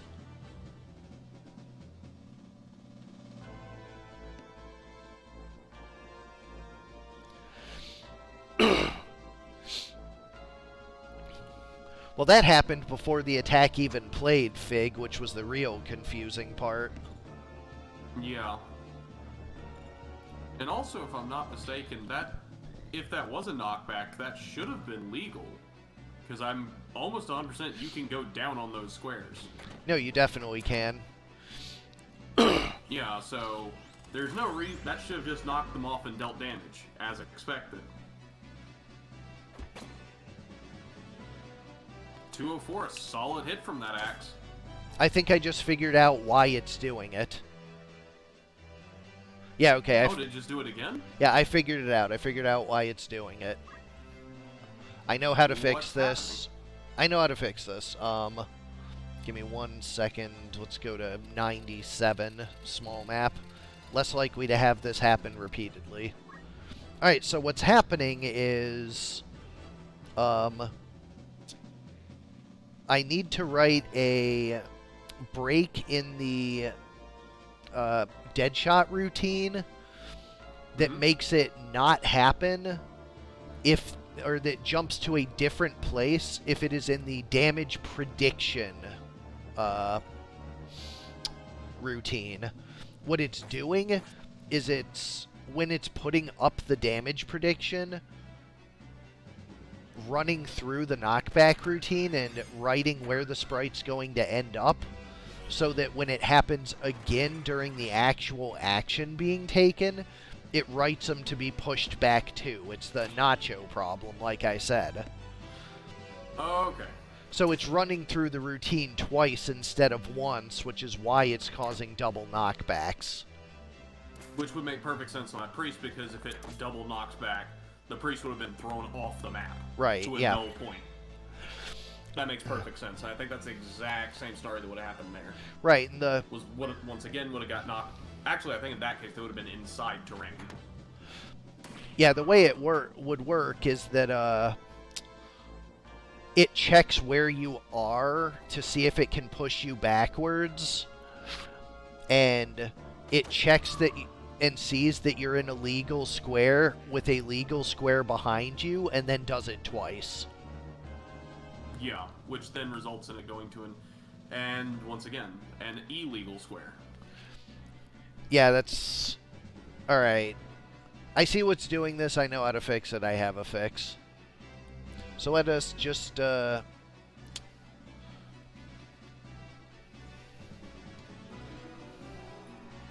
skip for now?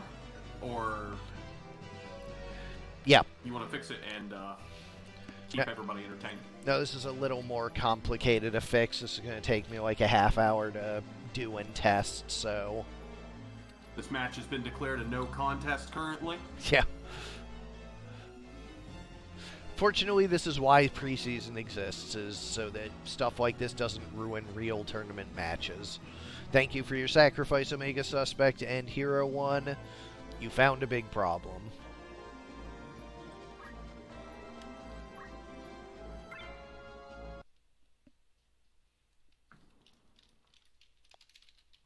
And I might run them first just to prove it's fixed tomorrow. Makes sense. Omega 4 Put it through versus its paces. Simmon 2, obligatory Pokemon team versus Askarash's Chosen.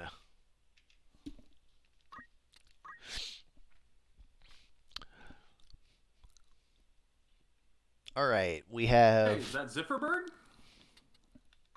Sure is. Hey! We have River the Samurai with Talk Skill, Weapon Guard, and Equip Shield. Indigo the Pisco Demon with Time Blast and Energy Blast. Zephyr Bird. And Armani the Taiju. On the other side, Terror Revenant. The Grenade. Venitra the Living Bone. And Ijvani the Skeleton. That is 7 monsters and 1 samurai. And no secret hunt. Can't have everything you want. Not that I don't think will be needed. I was testing Secret Hunt the other day just to make sure it actually still worked. I had no idea. it hadn't come no up one has before. taken Yeah. So I'm like, okay, I actually have to see if this matters because we're probably going to get a bunch of monsters this month. Happy to see another Zifferbird actually showing up, even if it's in preseason, because I really do think that that bird's actually pretty good. I know it's tempting to chuck out the extra 2k JP for petrification, but I find that bird just generally does decent in putting out numbers while still being safe-ish. I will say that 2000 JP is absolutely non-trivial. Like, Yeah. you can do a lot of things with extra 2000 That's right, JP. this is the bird that costs 2k, isn't it?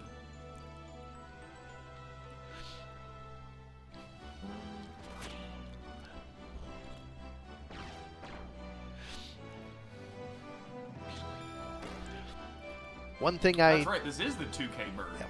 Actually, I stand corrected. And the Cockatours is 6k, so yeah, that's an extra 4k for the Cockatours. Yeah, one thing I love about this is how many people disagree about what's good and what isn't. Like, shows that I've done a good job making things complicated. And there, that counterflood not being halved significantly changes the durability of that tank buster. Ooh, I think that was a crit for 280. Just drop that bird immediately. Squid Aqualungs himself to get himself back up. And there's a big chakra from the tree. But Death takes the tree out immediately. Skellies can be useful after all. Counterflood the game. Man, monsters are falling left and right now. There's a Kotetsu. Buffed Kotetsu. And the counterflood response for more than the Kotetsu could do. Demi finishes him off, though. And there's the instant speed Samurai. Demi, as mentioned. It's a one-on-one. Death being charged. If this death hits, Does not. The match continues. But that's a crystal he's going to not actually no, get. he wants to do death. Oh, And skeletons. sadly, that resulted in his own. That's skeletons. And Kajada once again, like, I Great told you equalizer. skeletons suck. Yeah, Skellies love casting death. Listen, I would choose violence too. He's like, yeah, I'll get back up after this, it's fine.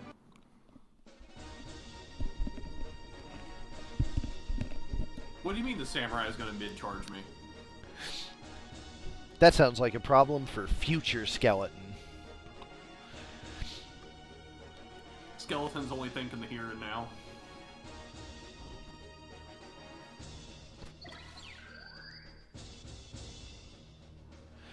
Flybird.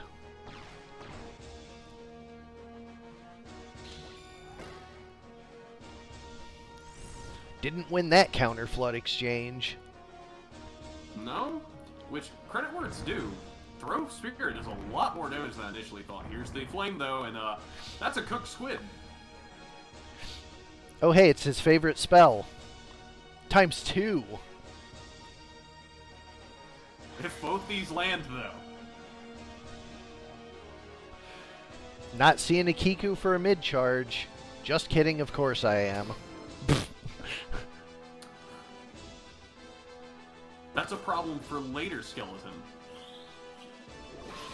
Goodbye, Burb. Oh. Credit where it's due, the deaths are hitting.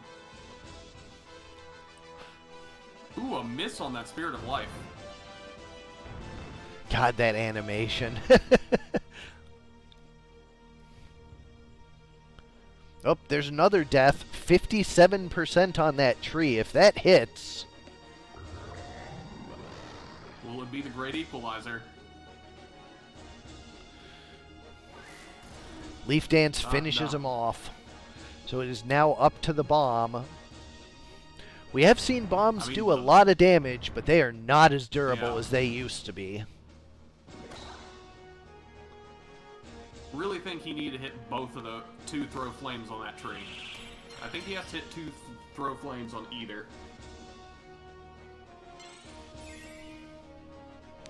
Bird is back up, so that gives him some additional shots. Not going his way. The skeletons are about to stand back up, though. I'd say wherever you got this bomb from, return him. Rafa clearly trained him.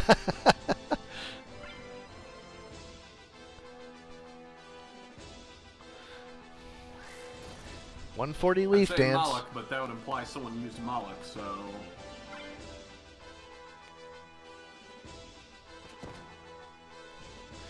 That's a Guts proc.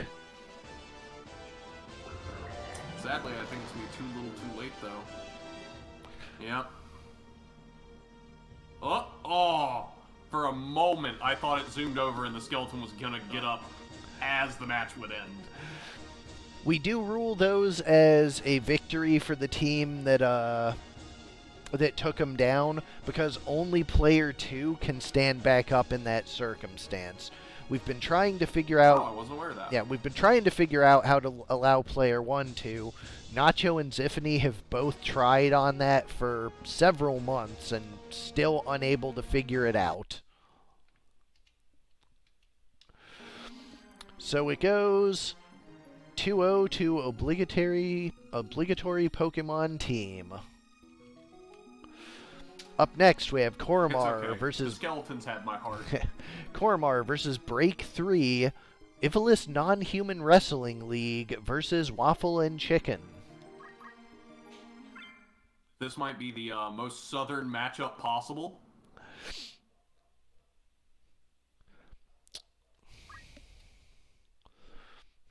Remind me what your Discord name is.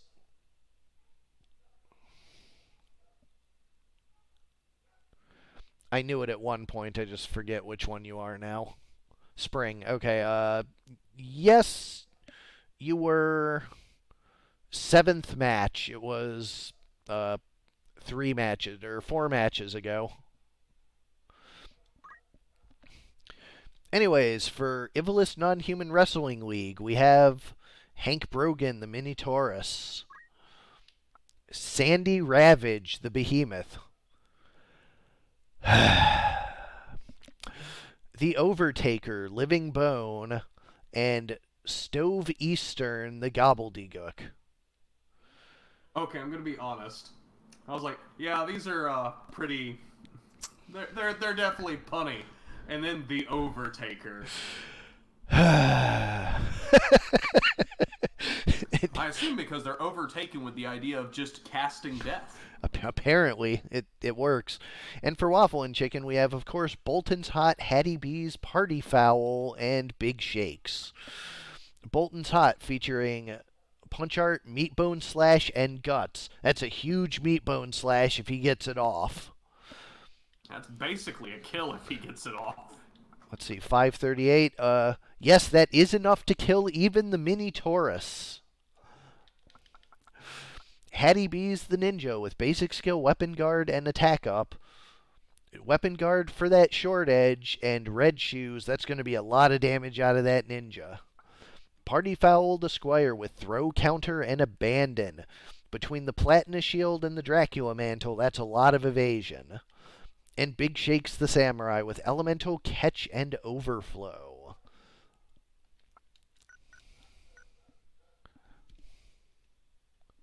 Whoops. And that is going to be a very difficult Squire to actually hit and then keep down. Kind of But then relying again, on... one death. Kind of relying on the Petrify procs on the Shake Off, I imagine. Or one death, yeah. Although... Yeah, just one death. You only have to get right once. Although he does have the cloak for the evasion, so not super great there. Going to large. Actually, was 105. that Dracula Mantle Yeah, for the cloak? sure was. Oh, well then, yeah, no, never mind. Because if I'm not mistaken, death is Dark Element.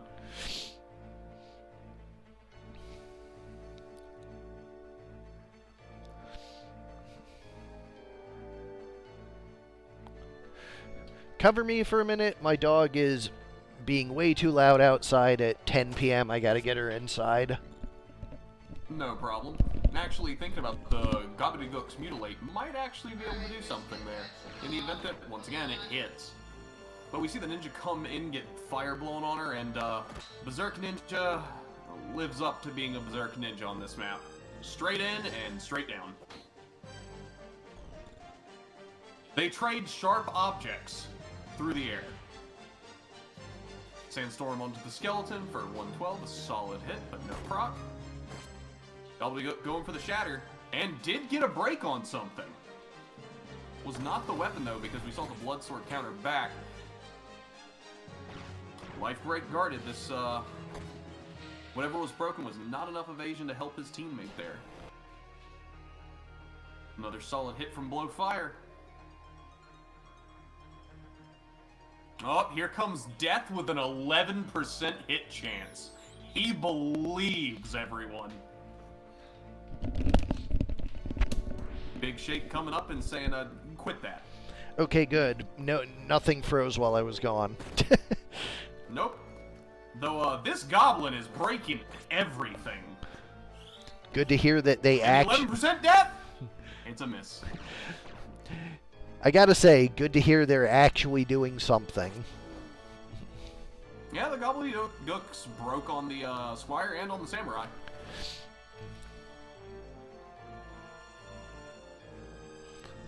Make Death CT7 and 100% hit to make the AI more responsible with it. That's fair because Squire went for an 11%. Squire lost its hat, and Samurai lost its armor. These skeletons just 11% hit chance on a death, and that's what he decided to do. Oof. Another shatter. Another break.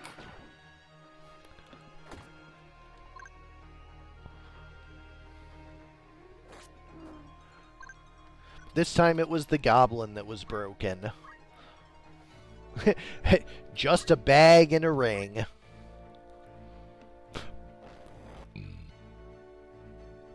We have a 1v1 up there between the Lancer and the Bull.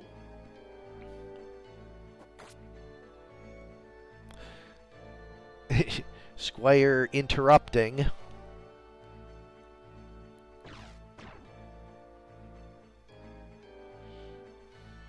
But it looks like the chicken and waffle are coming for that mini Taurus. No meatbone slash for one hits. Was kind of sitting here bated breath. The skeleton should get up in time though. Well, maybe not. Never mind. Yeah, sometimes you just anger ninja your way through it. Game 1 goes to Waffle and Chicken.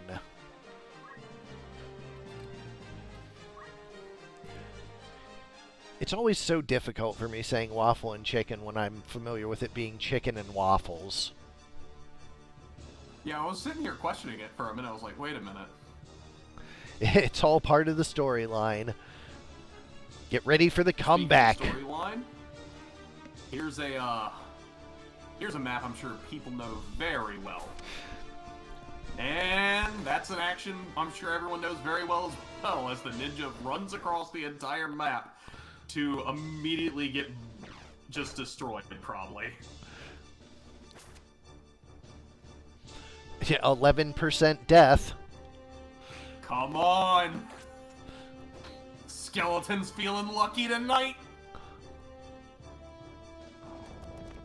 Don't petrify. Okay, good. Still has a chance. Still a chance. Quick Giga Flare makes short work of the ninja. And she is completely away from her team, so she's not getting up soon. Oh. Not that we're It's okay. surprised. Better luck next time, Skeleton. We know there will be a next time. Skeleton can't help himself.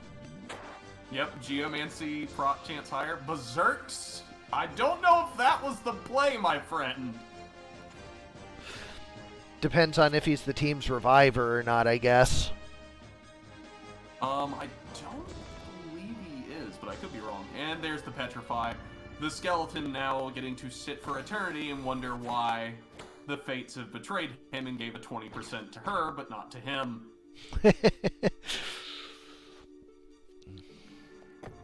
Bonk. 220 is a pretty hefty hit. Yeah, no, that was a solid hit. I was kind of curious in what situations the Gobbledygook would actually go for Mutilate versus Shatter. I guess it's when he's got an option to hit them from the back, maybe? That Squire is just such a menace with that high evade.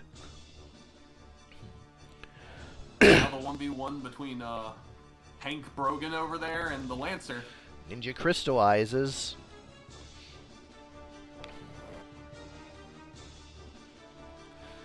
Always did try to be a show stealer, that Brogan.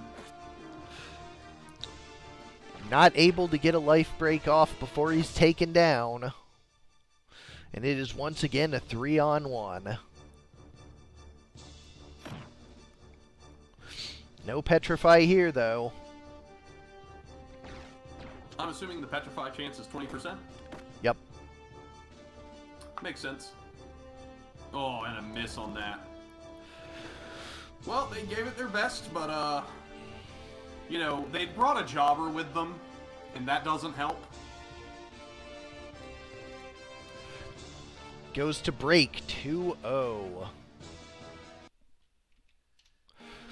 Coming up next, we've got Simmon 5 and Aura 1. Beef versus 4 Misfits. I mean, if we saw a Death Skeleton actually tank physical hits for once while charging, that would probably help.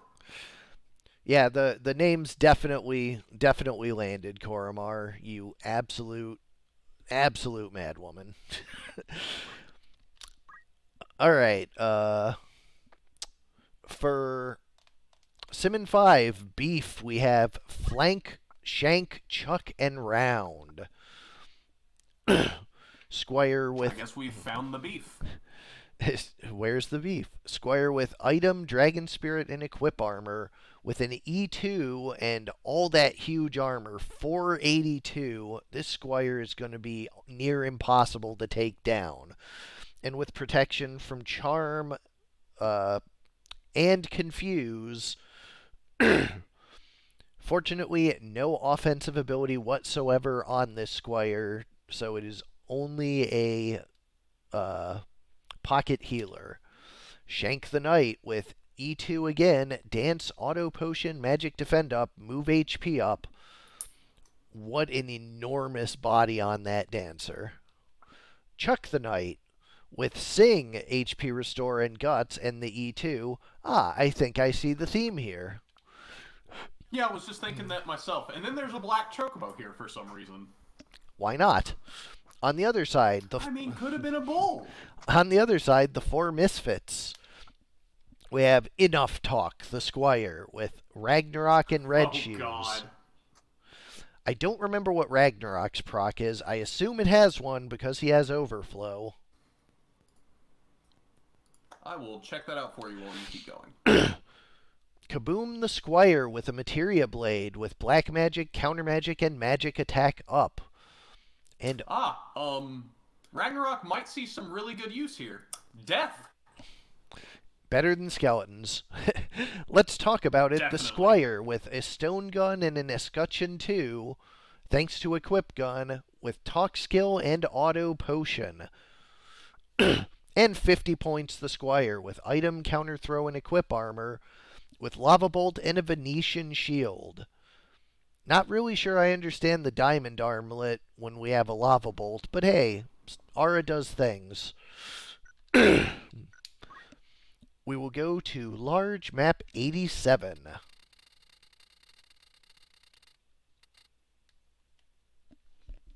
Did I get the save? I did.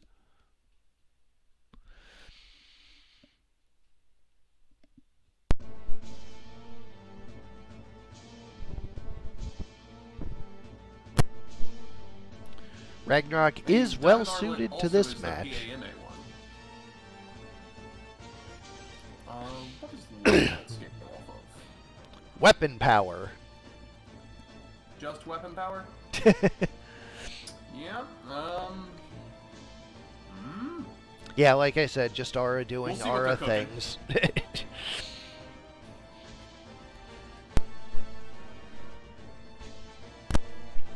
Sounds about right. But it's the preseason, so who cares?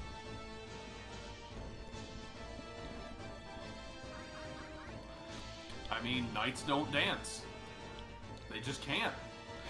Guilty feet have got no rhythm. No dead proc there. With enough swings, it'll happen. Not to mention, I think they're going to get, other than the Black Choco, I think they're going to get caught here in this little choke point because of where the Zerk are standing. Battle Song just proceeding to buff up those numbers. The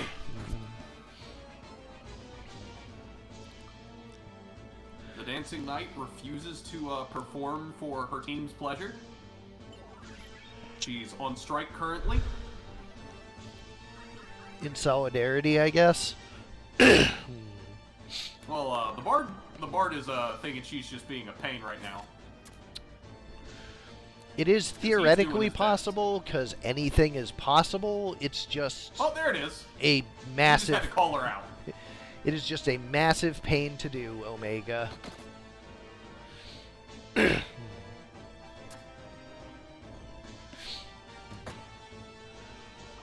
Big shot, regen. I think sadly that Choco is probably going to die, though, well away from his team. I hope that Squire didn't have Defy Pain as well, or we've seen another cheer up instead of Defy Pain.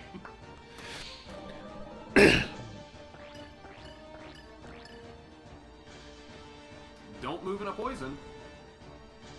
So, Zerk Squire is just going to be chilling for a while. And my fears came true for the Black Chocobo. He's just... I don't think they're getting him up.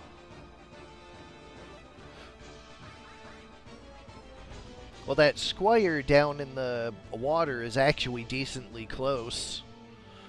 I think he can actually hit her where she is. There's a confusion. But confusion.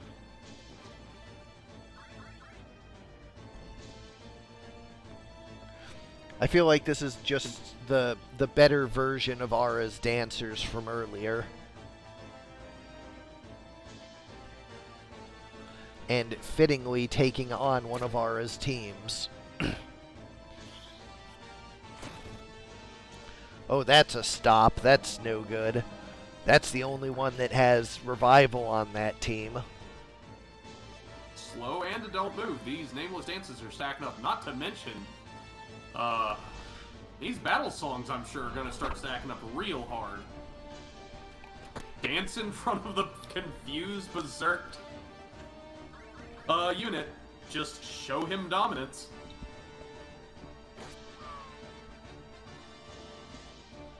Well, there goes that Squire. Was that just from raw damage or a dead proc? I'm not sure.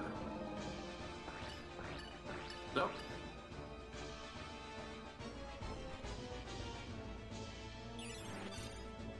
Nice Phoenix down. Nice. Important, important. Just in case he had turned into a frog. You know, he's looking a little green. Now you see the squire behind him, maybe. I mean, they're both confused about it. Nameless is very powerful when the AI decides to use it, which is not always. It's very unreliable. Like, sometimes the dancer will just decide, no, actually, I'm not going to start dancing till turn 4, and then you're dead already. So, buyer Perhaps beware. That was the plan of making them so tanky. They'll make it to turn 4 to be able to use the dance finally. Well, it sure looks like it's working out this time. Hit on 3 and just... My one concern is, with the squire down, how do these two kill anything? Confusion? Theory, Have the opponent kill themselves? in theory, scaling their PA up to like 99 so their Nagrarocks actually do damage. Well, he's now going for Nameless Song instead, so...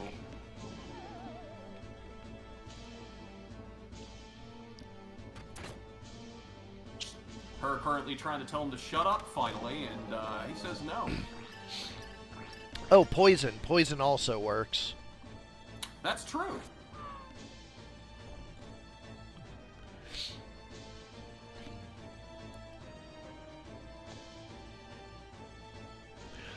Talk Skill did receive a like, Formula change. not enormously large nerf, but a noticeable nerf.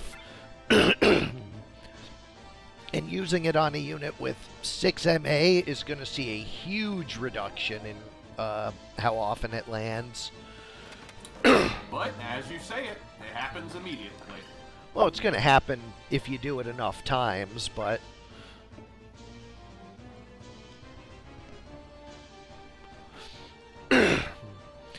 Difference between 6 and 9 MA is like 10 whole %.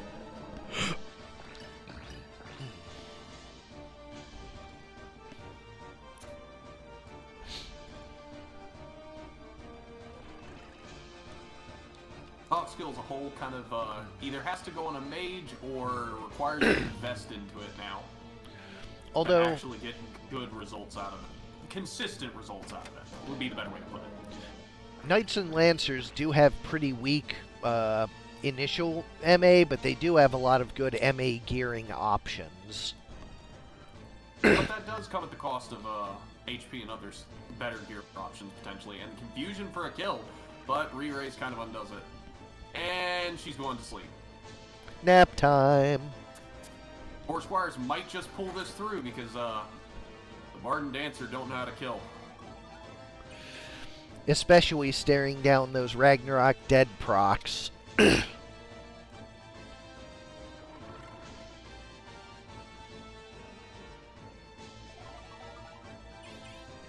yes, as Fig pointed out, chemists currently do make very good talk skill units.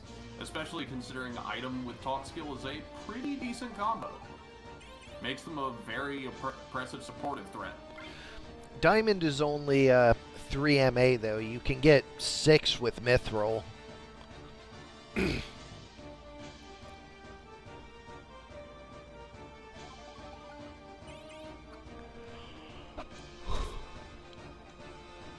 We still have not seen a dead proc. We see it in the predictor, so we know it's possible. Yeah, we know it's possible. Just turns out that this Squire happened to get his sword from skeletons. And he's about to go down to his poison. That was indeed a huge HP restore. Oh, and a swing! The knight has figured out how to fight! Fight Knight. And down goes the Squire again, and I wonder if these two are going to be stuck doing this for a minute. Nope. 14 PA. No, Knight does not have immunity.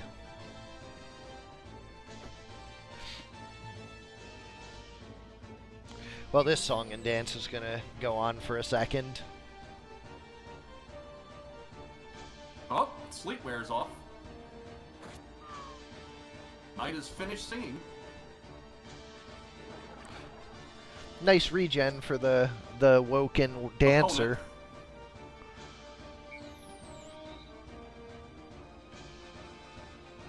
And she begins her dancing once more.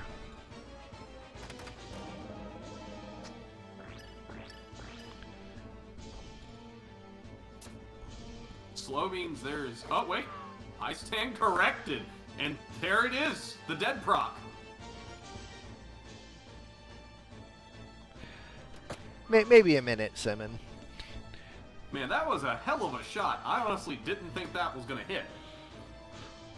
Has to hit eventually. Line of sight. Well, I was mainly talking about the gunshot after. I thought line of sight would have made it so she couldn't get that, but...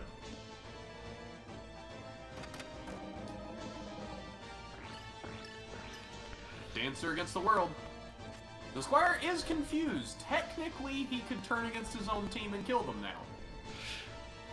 He is Or he berserked, could sit in the so water, he should taking be it back. moving, but I guess the confusion prevents that. Yeah, Confusion plus Berserk, from everything I've seen, tends to cause the AI to make very interesting decisions. Oh no, it's just that it had don't move as well. That's why it was sitting in the corner. It just wore off. I mean, I just thought he enjoyed the feeling of the river. Okay, apparently he does. Because he didn't No, see, move. he just really likes the river right there. Don't act, no more dancing.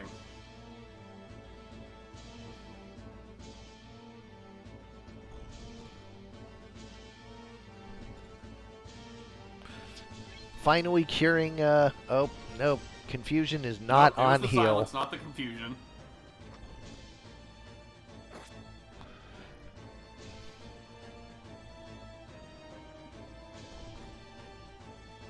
This is what happens when very, very tanky Bard and Dancer get a map that's good for them. And Confusion just... Oof.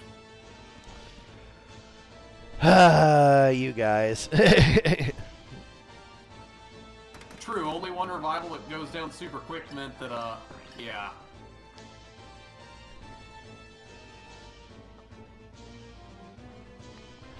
Talk skill doesn't work on sleepers.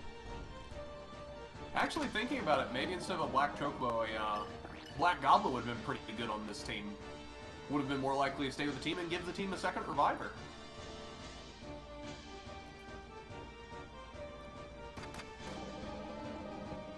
They do No, not break. Breaktube, currently he is confused and berserked, which is, the AI makes decisions at that point.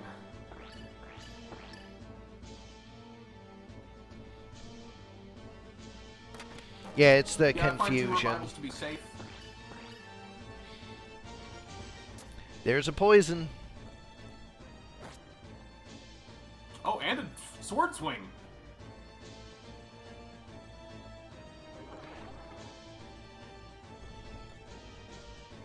Cheer up to remove the poison. And Heal heal to to remove remove the silence. silence. Back to dancing? No, I'll just stand here and guard. Yep, that's nameless dance for you. She's done for a little bit. She's tired. She needs a break. I've been dancing for hours. Okay, back to it. Yep. Let's climb a Just needs small mountain. break, you know. If they can pin her down, they can get her down. But double miss. Well, triple miss, but still. I believe Confusion has a timer. I'd have to be corrected on that, though. Double poison. That's a timer. Does Confusion have a timer? No, apparently? Okay, well then... This is effectively a permanent 2v1 then. Putting on a light show that, just ended up healing her.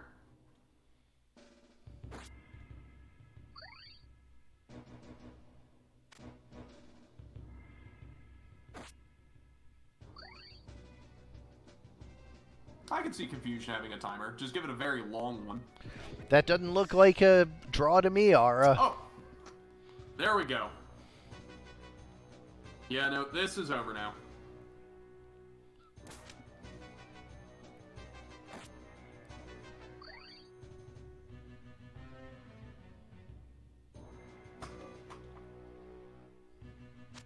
If the Berserk unit was all that was left, the AI would treat it differently.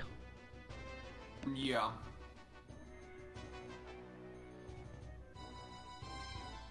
They will... Did the Berserk unit just turn into a crystal? Yeah, it died from poison. Oh! I didn't even realize it got poisoned. Yeah, Nameless And Dance. yeah, I guess technically speaking, even if it stayed there forever, Nameless Dance to poison. They will under And, very yeah. certain circumstances, Yeah. Ara.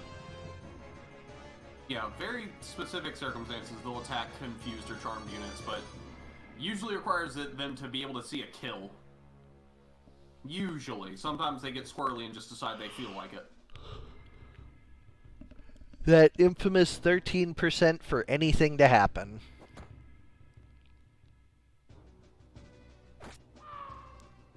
Oof.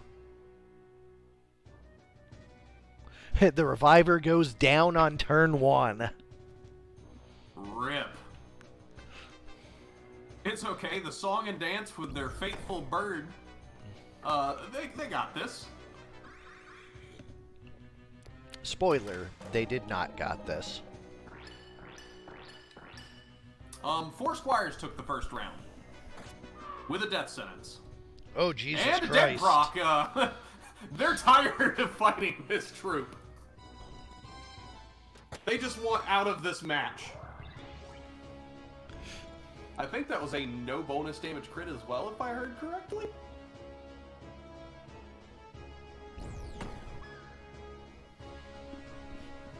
And Chocobo putting in some work this time. But on the other hand, the other team actually has revival, so...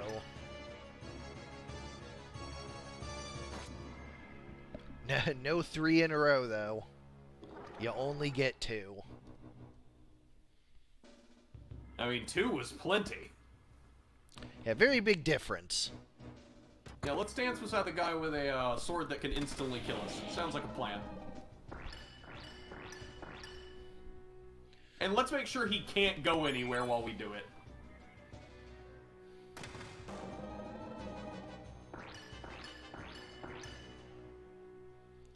Conk. Nope. Maybe next time. Nope, the only thing left there right now is juice. And more juice. But that gun damage did actually do damage, so... Just kill your teammate. I mean, he revived her. It's his right. He brought her back into this world. He can take her out. Continuing to fish for dead procs as the knight decides they want to stand beside the person who can instantly kill them. Foresight is not exactly the AI's strong suit.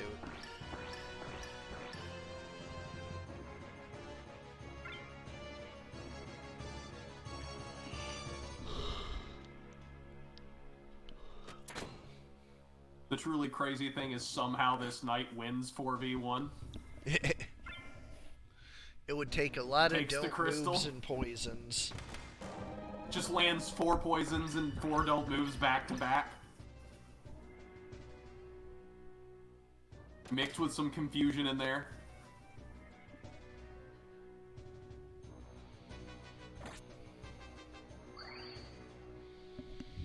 It's only a matter of time until there's a death sentence or a dead proc. You I'm a little surprised the Squires have not went for the death sentence yet. It might be poison and a slow. Might be the one that's confused. It was one of the females that had the death sentence last time. Is talk And I skill think affected both the by females. silence? I don't remember. Maybe. Would make sense, but...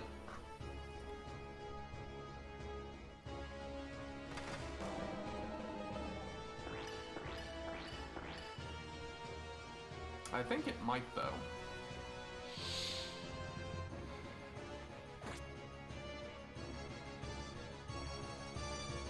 It is labeled as yes for silence. Then yeah, that would be it. That would explain it.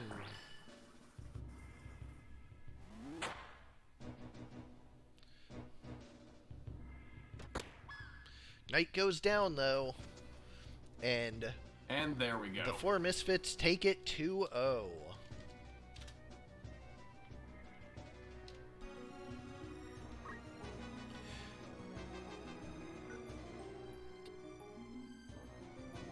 I will actually be right back.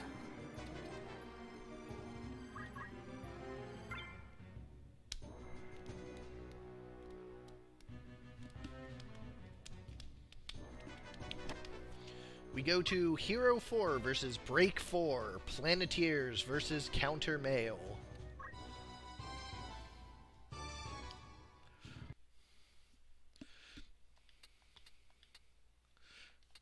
We have Linka, Gi, Kwame, and Suchi. Which I guess is in fact the monkey. Linka was water, Gi was wind, and Kwame was earth, if I remember correctly. And Suchi was a monkey. Or, yeah, Linka was water. Linka the Geomancer with... Look at the right thing. I'm back. With draw out, catch, and magic attack up. With all I'd that like to mithril believe catch up. gear, that is enormous MA. That's going to be huge draw outs. That is as high as it gets. Gi the Geomancer with item, counterflood, and overflow. A more modest MA offering here. The overflow more than makes up for it, though. Yep. Kwame the Geomancer with Golemax with Punch Art, Weapon Guard, and Martial Arts. 19 PA, really pushing these Geomancers. And Suchi the Geomancer with Engineer Rifle and Diamond Shield.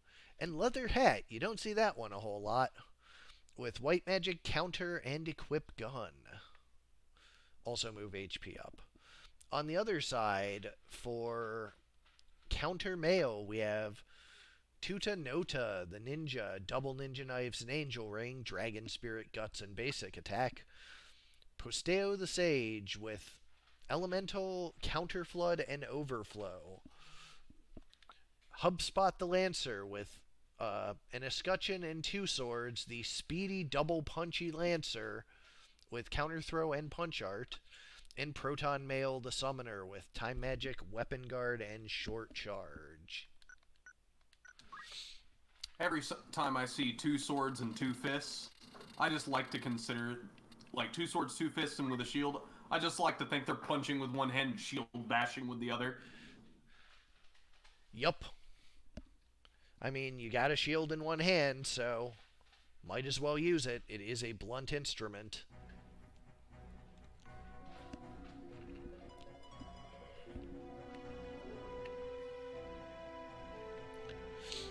There's a thought break, too. Let's give Knights throw shield. Requires shield. Ranged attack.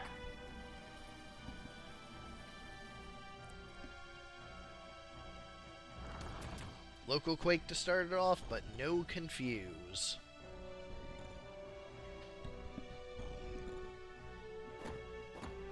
There's that big double punch and that big counter flood. These are 2 very damaging teams. Quite the opposite of what we saw last round. Yeah, I imagine this will be quite the slobber knocker, and we're going to see people go down fast. A 280 repeating fist to Be very poignant. Holy Strike gunshots. Interesting. Yeah, you know, those silver bullets for the werewolves. Makes sense, makes sense. Obviously, that's why these non-werewolves are confused about being shot by silver bullets instead of normal ones. Turns out those are pretty effective against humans, too. Who knew? Was that a death proc on the Lich? I believe that was indeed a death proc. Because I don't think that... Oh, no, she was hurt by the SH. It's possible that was a death proc. And a Kiku for 2! That was a huge swing. It's a Summoner versus 2 Geos now. He's going for the fairy. How many get back up? That's 2. Let's see if they go again before the Kiku. They do not. They better hope. They do not, and that's going to be it. Absolute massacre. Oof. Planeteers take game 1.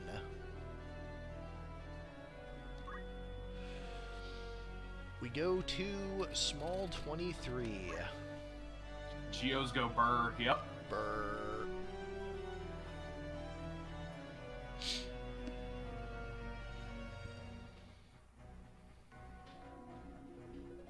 I'm sad this wasn't the snow map, because the burr would have been perfect for that.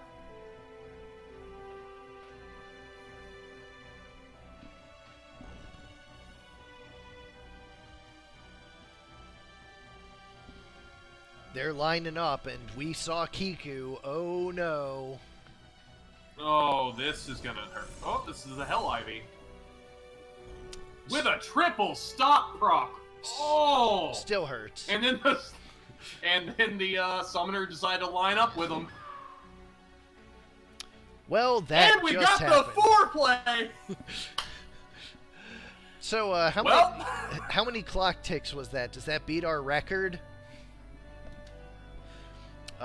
The Geo with Kiku is 8 speed, so that was clock tick 13. I believe 11's our lowest. Because 12 would be 96, so yeah, that was clock tick 13. Oof. Ooh. Linka, you...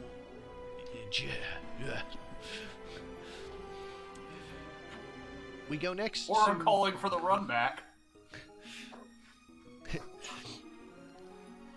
We go to Break 1 versus Soul 1, Operation Meteor versus Bad Recipe. Ah, yes.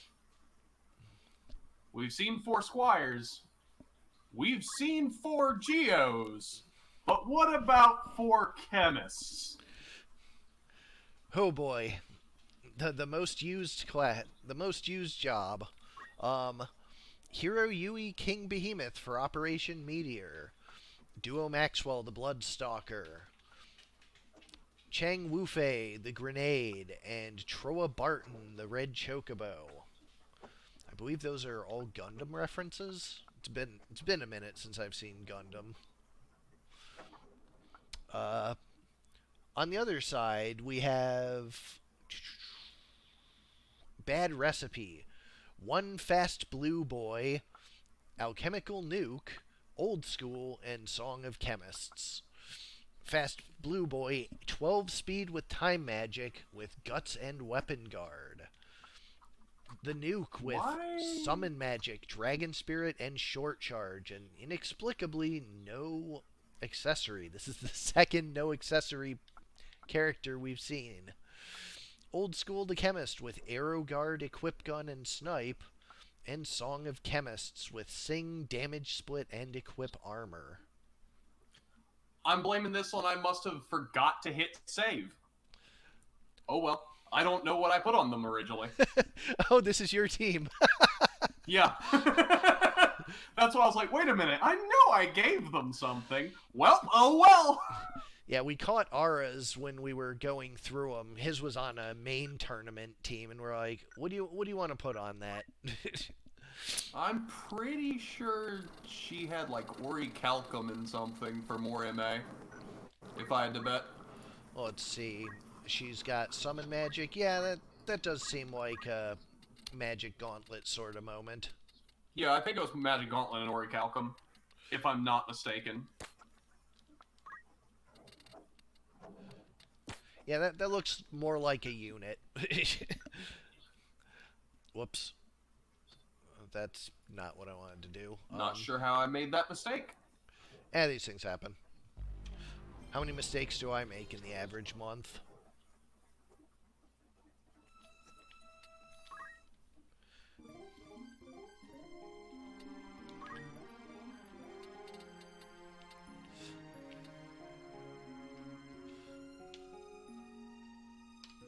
Alright, anyways. Going down to large 74. Or, no, wait, we just did that map. Going down to large 30.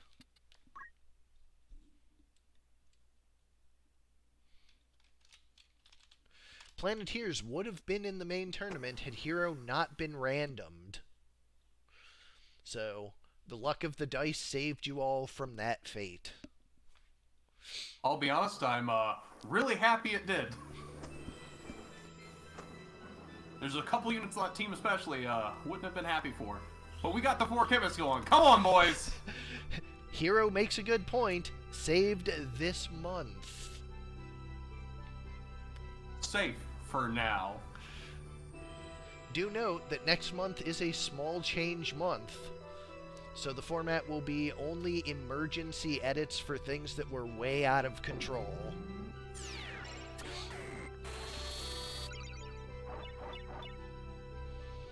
I suspect I will be spending the majority of it working on maps and palettes. And the headshot! I don't know if that hit or not. Did not. Nope. Unfortunate. I'm going to be playing around with effects to find one that's suitably noticeable.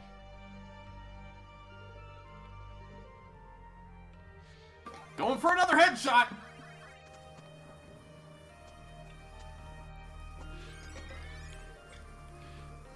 X potion. Don't see that a lot. I mean, I had 4 chemists. What am I gonna do? Not give them the entire set eventually? Yeah, I mean, fair. 1 potion for each. 1 potion type for each of the 4.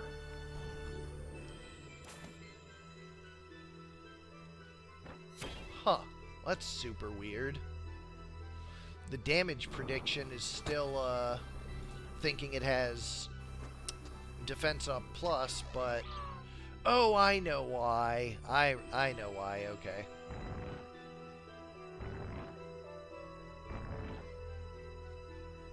Damage split, get out of here.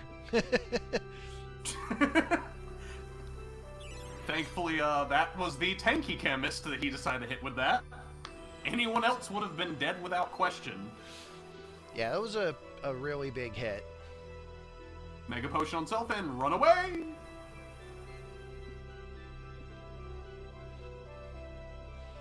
More headshots. Come on, roll them dice. No, Aura. The damage on that bomb has actually stayed the same, but it's lost all of its defensive bonuses, making it a high damage... It makes it a glass cannon bomb now. It's likely to die in damage split again. Hit. And damage split. This chemist just... Go ahead, hit me as hard as you want. I will take it and give it back. Yeah, that was mostly the influence of SpringSkipper talking about wanting to have a tank buster. And I thought about it and I realized, you know, yeah, it is kind of nice having those around just as tournament options given the ways some of the defensive teams run. So I thought, yeah, okay, we'll just make it not a defensive sandbag nightmare itself and then should be fine. And you see the results of that here. We've seen them. They still do a bunch of damage, but they do actually go down. Even if it was going down to its own attack. Well, kind of. I mean, it's in the DC aura. It's just, Yep. I didn't announce what I was doing until I knew what I was doing, and I didn't know what I was doing until it Well, I never know what I'm doing, but... Now, kidding aside, I know exactly what I'm doing. Yeah, I just didn't know for sure that was the plan until I looked at it in context of everything else, and at that point, why not just release the DC?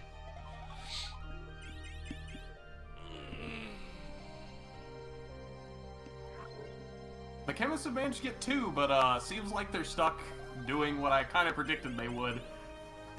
Sitting here healing and buffing repetitively, praying they can just outlive the opponent. Well, that stab up is gonna get to him eventually.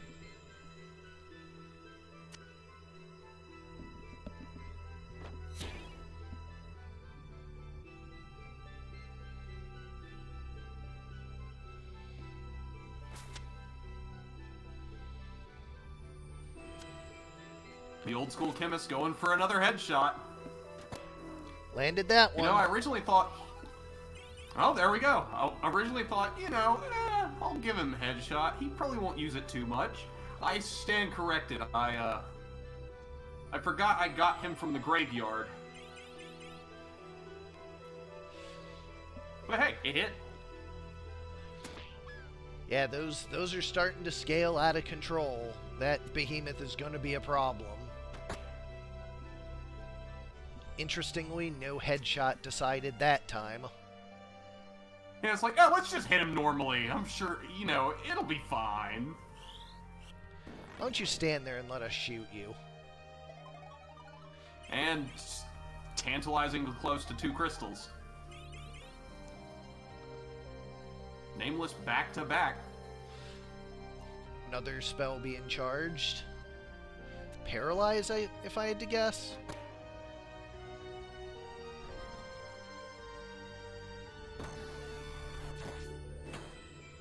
Nope. Slow. Does not hit. Nobody wants those crystals, though.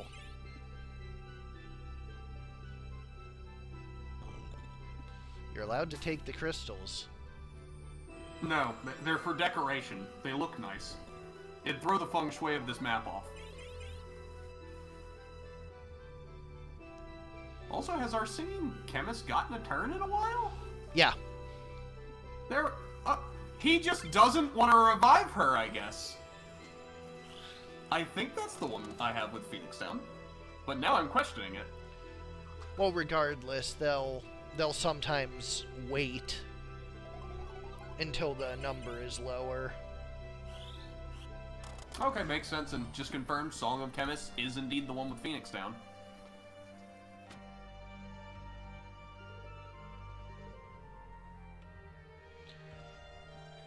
No, but she will, No, in he fact... just hates her.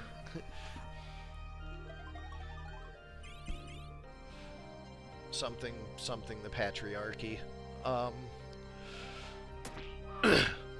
They feared her power and the uprising she was bringing. Yeah, the stab-ups are getting out of control real fast. Hey, Headshot Happy Tim over there, you want to go for one? No? Okay. Also, I'm still very surprised he just stood there and watched her die. Yeah, definitely weird. I mean, Potterness, his name is Song of Chemists. He is singing the song of his people. You try to hit someone in the head from behind. Hit a, quadruped. Oh no, they got close to each other. You know, I gave Omagesuspekt an missed. additional 20% to land, and it's still not.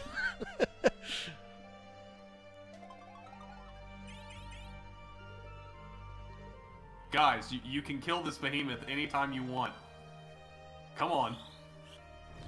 There's a Demi. We're near fatal. There we go. Might be a gunshot to kill. Now it's dead shot time. Or now it's... Yeah, I was about to say, I was waiting for him to go for a headshot against someone with 13 health. You... Anyways, game 1 goes to Bad Recipe. I don't know if I've ever actually... I'm sure it has, but I don't think I've witnessed an Omegast actually hitting. Ara killed 2 of my people in one shot with it one time. Like, missed 1, killed 2. It was a whole thing. Yeah, it has a 60% accuracy base, which isn't terrible. With how huge an AoE it is, it can swing hard.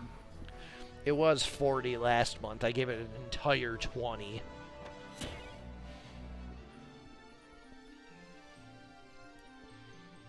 I think they're like, I think they're 60-80 now instead of like 40-60.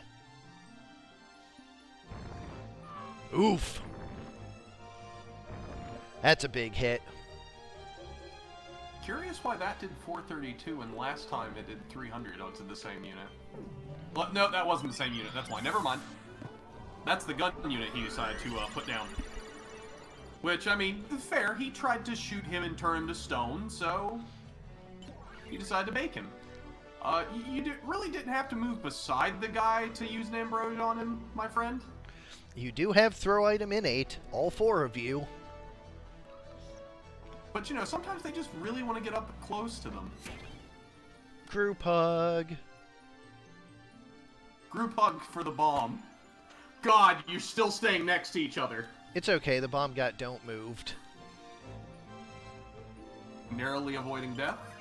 Song of Chemist walking into range to bait the bomb to hit him.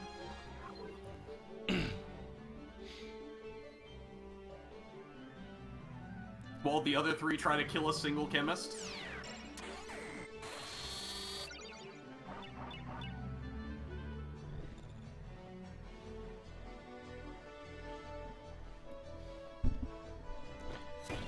Choco Meteor.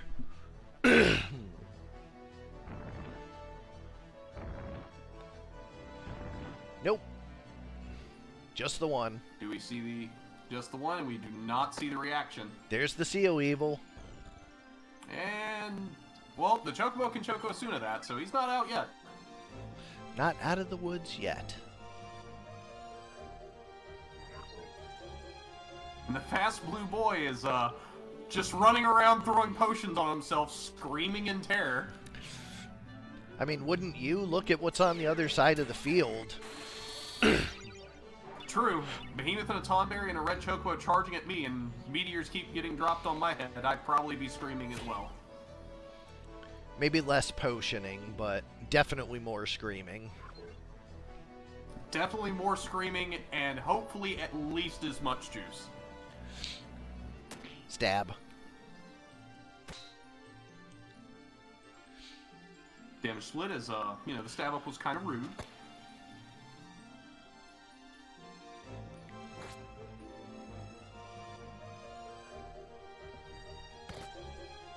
That was a decision of all time. That was a decision of all time. At least that's the tanky boy deciding to stay next to everything, which kind of works out. Damage split.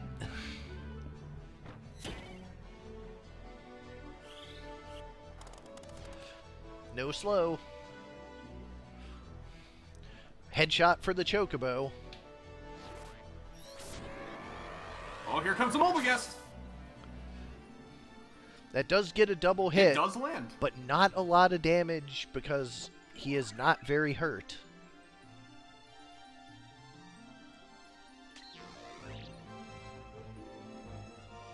Tonberry with the blood ritual. Headshot misses.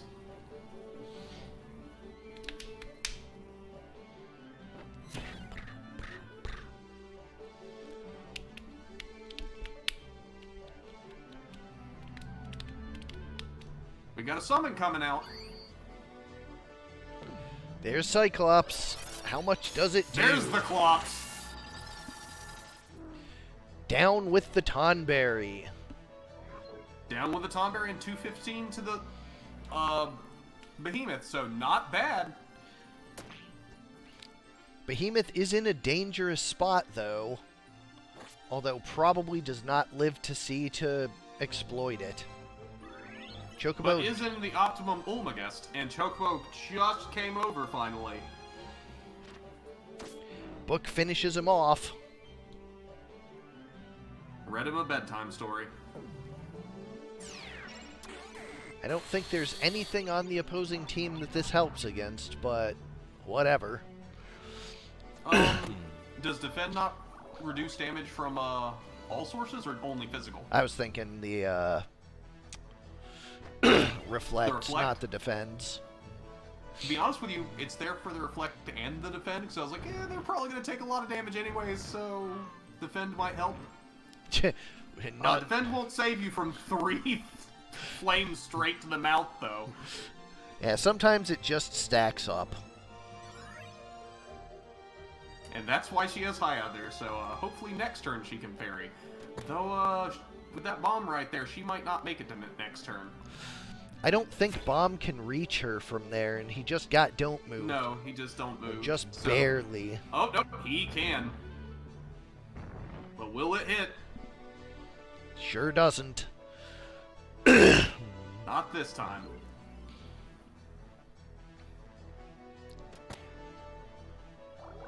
Pashot.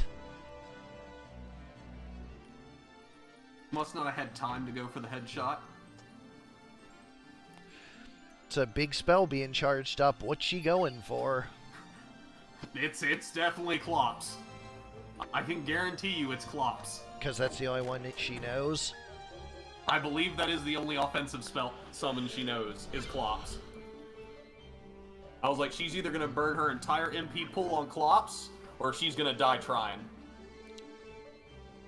Bomb does go down, so it's a lone Chocobo versus 2 chemists. But, I'll be honest, I'm not sure who wins this. I would like to say the chemist, because I think they can out-heal him. Bomb stands back up, though. True. But it could crystal.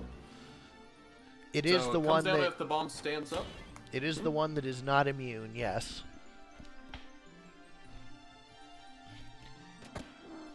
Headshot will do it, there's though. the headshot. Donnie headshot over here.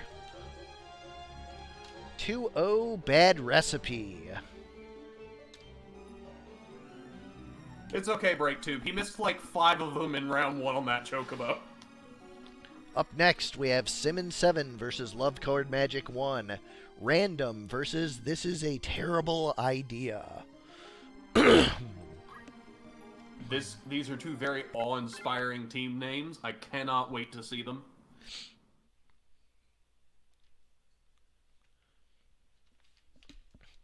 Alright, for random, we have discrete, continuous, mixed, and variable. Those are different kind of randoms, Discrete the Grenade with Triple Flame, a very random ability. Hydra, random. This Geomancer with the random damage on the Tidal Axe. With the red shoes... And Deadshot, random guaranteed crits, but random damage on them. And Chemist with Black Magic, Dragon Spirit, and Short Charge. Not sure what her random deal is. We'll find out. On the other side, for This Is a Terrible Idea, we have Jean the Dancer with Dragon Spirit, 2 hands for that big, beefy rug whack.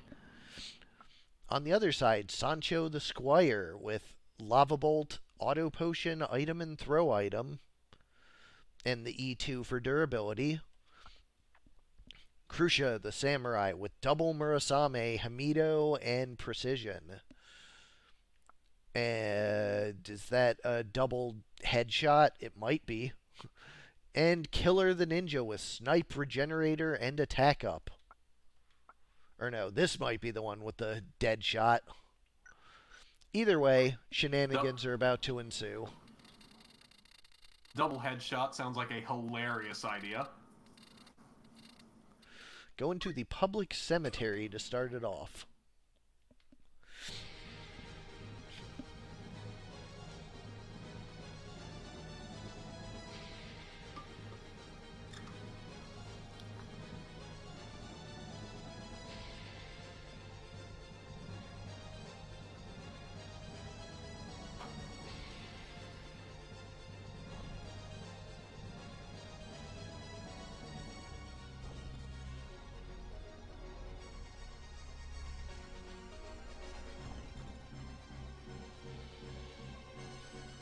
Everybody just kind of getting moved into position. Party will be starting soon. Oh, we have some commentary actually from LCM. Well, Omega posting what LCM stated before. That's the double headshot, and one of them lands. There it is. And here comes the triple flame. Will this get one to land? Does not. It does not.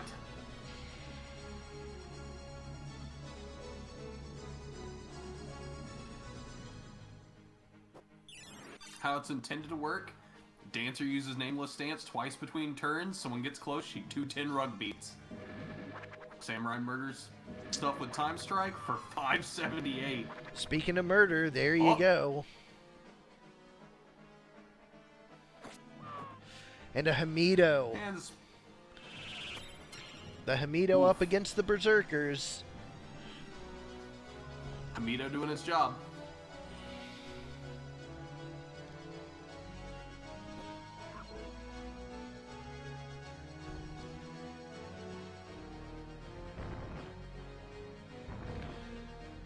Three misses with the flames.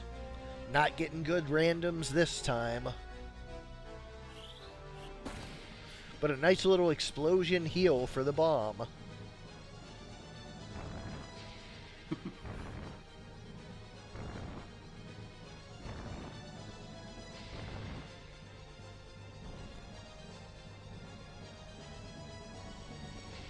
I'll admit, Hero, I'm also disappointed about the Hamido. I also wanted to see that axe swing.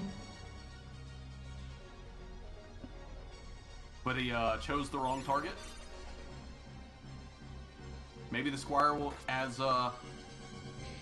LCM suggested, maybe the Squire will keep their sorry asses alive long enough that we will get to see an axe swing. Oof.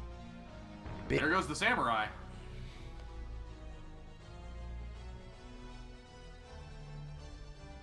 And for good measure, it looks like that bomb just decided to hit all three right on top of him.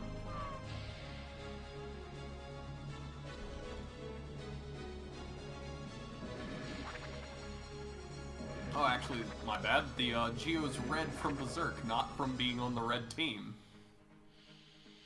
Oh, right. Oh, and we got a sleep proc. Things are not looking too good.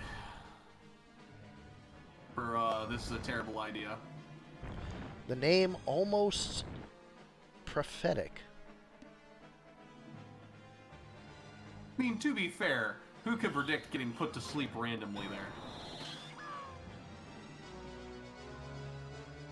Yeah, with the AoE of this chemist, that's probably it. Phoenix Down does But the come chemist out. might get the Geo. Here comes the triple flames. And there's the hit. That's definitely it. There's a lone ninja left. As much as I wanted the chemist to revive the Geo so the Geo could get one last swing in, we'll have to wait for next round. Game 1 to random. Going to small 91. Luck was in random's favor this time. Let's see if they get a repeat or if the odds are against them.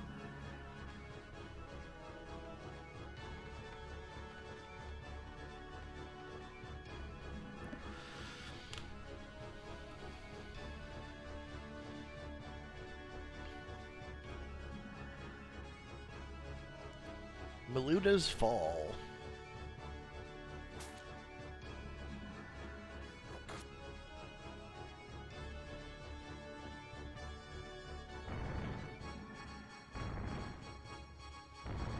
No dice. Ninja manages to dodge all three of the triple flames, but I get a sneaking suspicion the Hydra's going to take their luck at the dice here in a moment on that same Ninja. Here it comes. There it goes.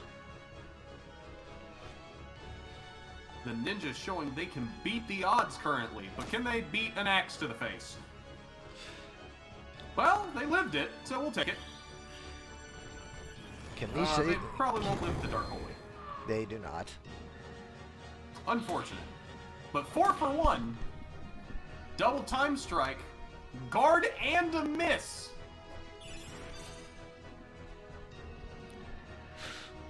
Ooh, this is going to be big.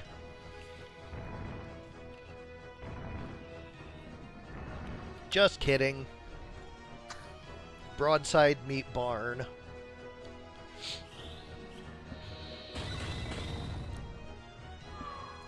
That'll do, though.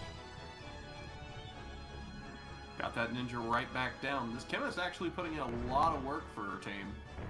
Managing to anti-sandbag and put in some work.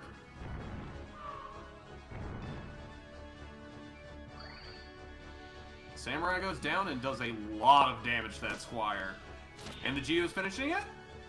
15. Oh, 15. The Whoa! proc would have killed him. I'm glad it didn't. That 15, you gotta make him sweat. Axes, man. And it is just the burly... the rug dancer. No procs on the first. 220 is enough, though. There you I go. believe that's random taking it 2-0. It sure is. We head on to the last match of the night. Simmon 1 versus Omega 3. Blinds versus the usual suspects. For blinds, we have Venetian, Roller, Pleated, and Roman. Very thematic Simmons teams this month. For the Venetian blinds, we have the mind-controlling Mind Flare. For Roller, we have Equip Bows and Snipe on a Thief. For Geomancer, we have Counterflood, Overflow, Punch Art, along with an E2 and 326 health that's pretty durable, and of course the Oinking Piggy. On the other side, we have the usual suspects. Haven the Monk with HP Restore, Equip Armor, and Basic Skill. Lennox the Geomancer with Basic Skill, Dragon Spirit, and Overflow. Going along with a 17 MA, it's a pretty potent Geomancer. Riley the Samurai with 18 MA for her drawouts, along with Auto Potion and Magic Attack Up. We've seen the power of the newly restored Samurai drawouts. Will Riley continue that trend? And Tatum the Ninja with Weapon Guard, Abandon, and Item. Weapon Guard and Abandon, this is extremely difficult to hit physically, with an additional 50% dodge on spells. However... Can he even be hit from the front? Sure can. Nope. He can with 40, 30, 24 and Abandon? Yep, it's 80, 60, and 48, but they're multiplicative, not additive. Ah. So he can, but yeah, he has not to likely. He has to fail an 80% dodge, a 60% dodge, and a 50% dodge to be hit from the front or side. So yeah, that's a ninja, all right. We go to large 54 for this first map. He's got a skeleton's death chance of being hit from the front, which means there's at least 100% chance. Tell you what, he's not going to be dodging those drawouts, though. Yeah, he's going to take that to the mouth.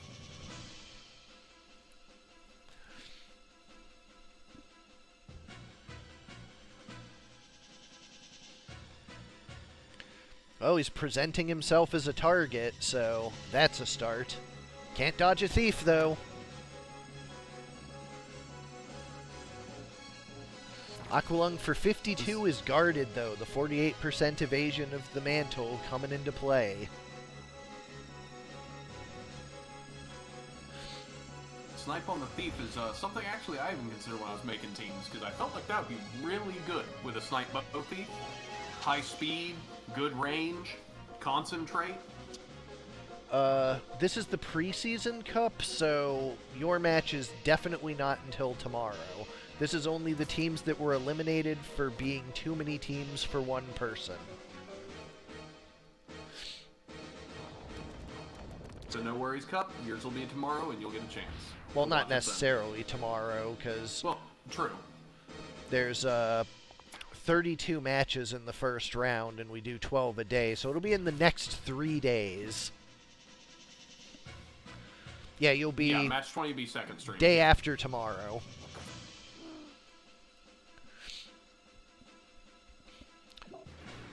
Oink making it like Easy. none of that ever happened.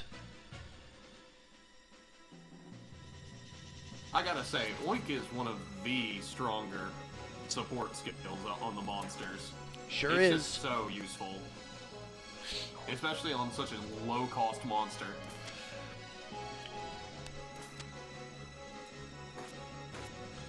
Problem with pigs, though, is that they don't have any way of healing, only reviving, so they're prone to that sitting in the corner if they get hit too hard early. True, that makes sense. Petrify up. Ooh! Pig is now in near fatal and will be mostly useless. We got a break on the ninja also, and Just kidding. ninja deciding to heal the pig. Wow, what a traitor! No thanks at all in that one. Charmed him, took his potion, and then killed him.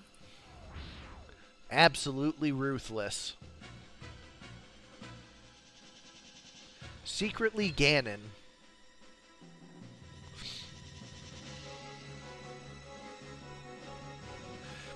Aqualung takes out the monk. And the usual suspects are on the back foot.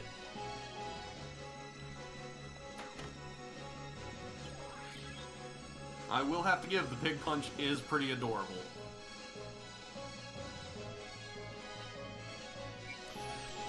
Wish comes out and the monk's back, but for how long? Murasame is a pretty big heal, but there's a lot of damage that comes out on the other side as well.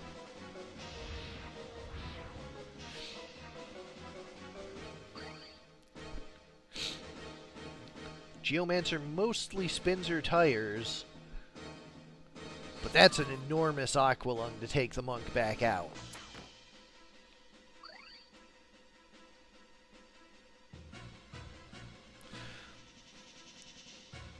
.240 straight dash, near fatal. 90 of it healed back, but that samurai is getting really low. HP restore for the pig.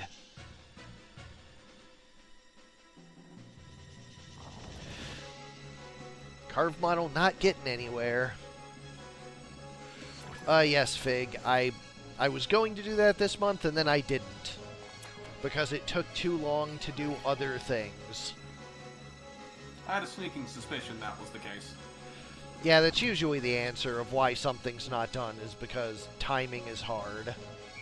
I believe that was Only so actually much a time, victory time for blinds. I think that was the full team down. Was it? Because there's currently 6 of them. Well, yeah, one of them revived the other. We'll let it Oh. play out anyways. I don't think it's going to make a difference. Yeah, I don't think that's going to swing much. Definitely not with the carved model. There it is. Game 1 goes to the blinds.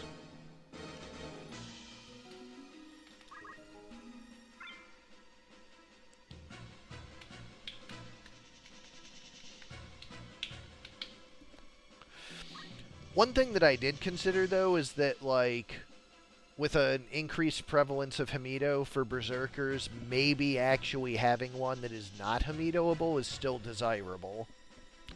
Unclear, not sure. That's probably going to be on a monster-by-monster basis.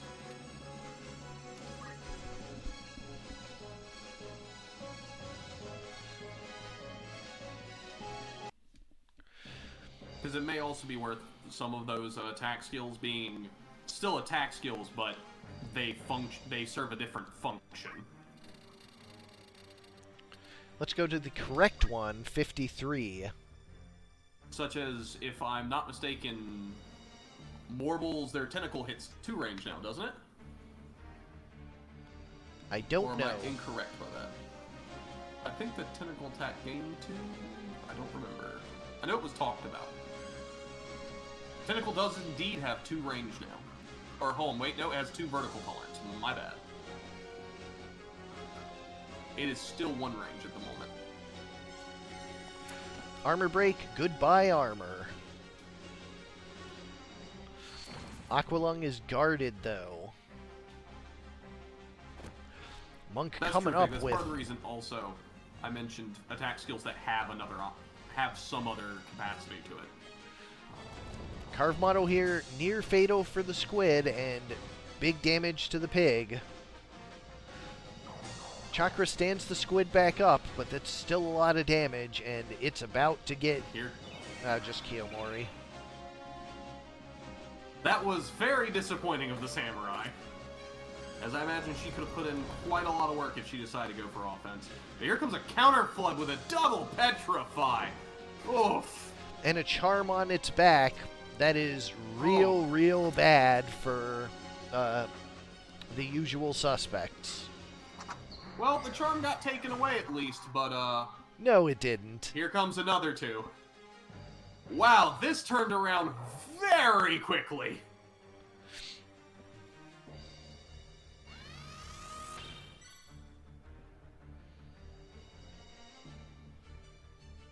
So, everyone, let's stand around for a while, observe the beautiful statues. While this thief breaks all the gear.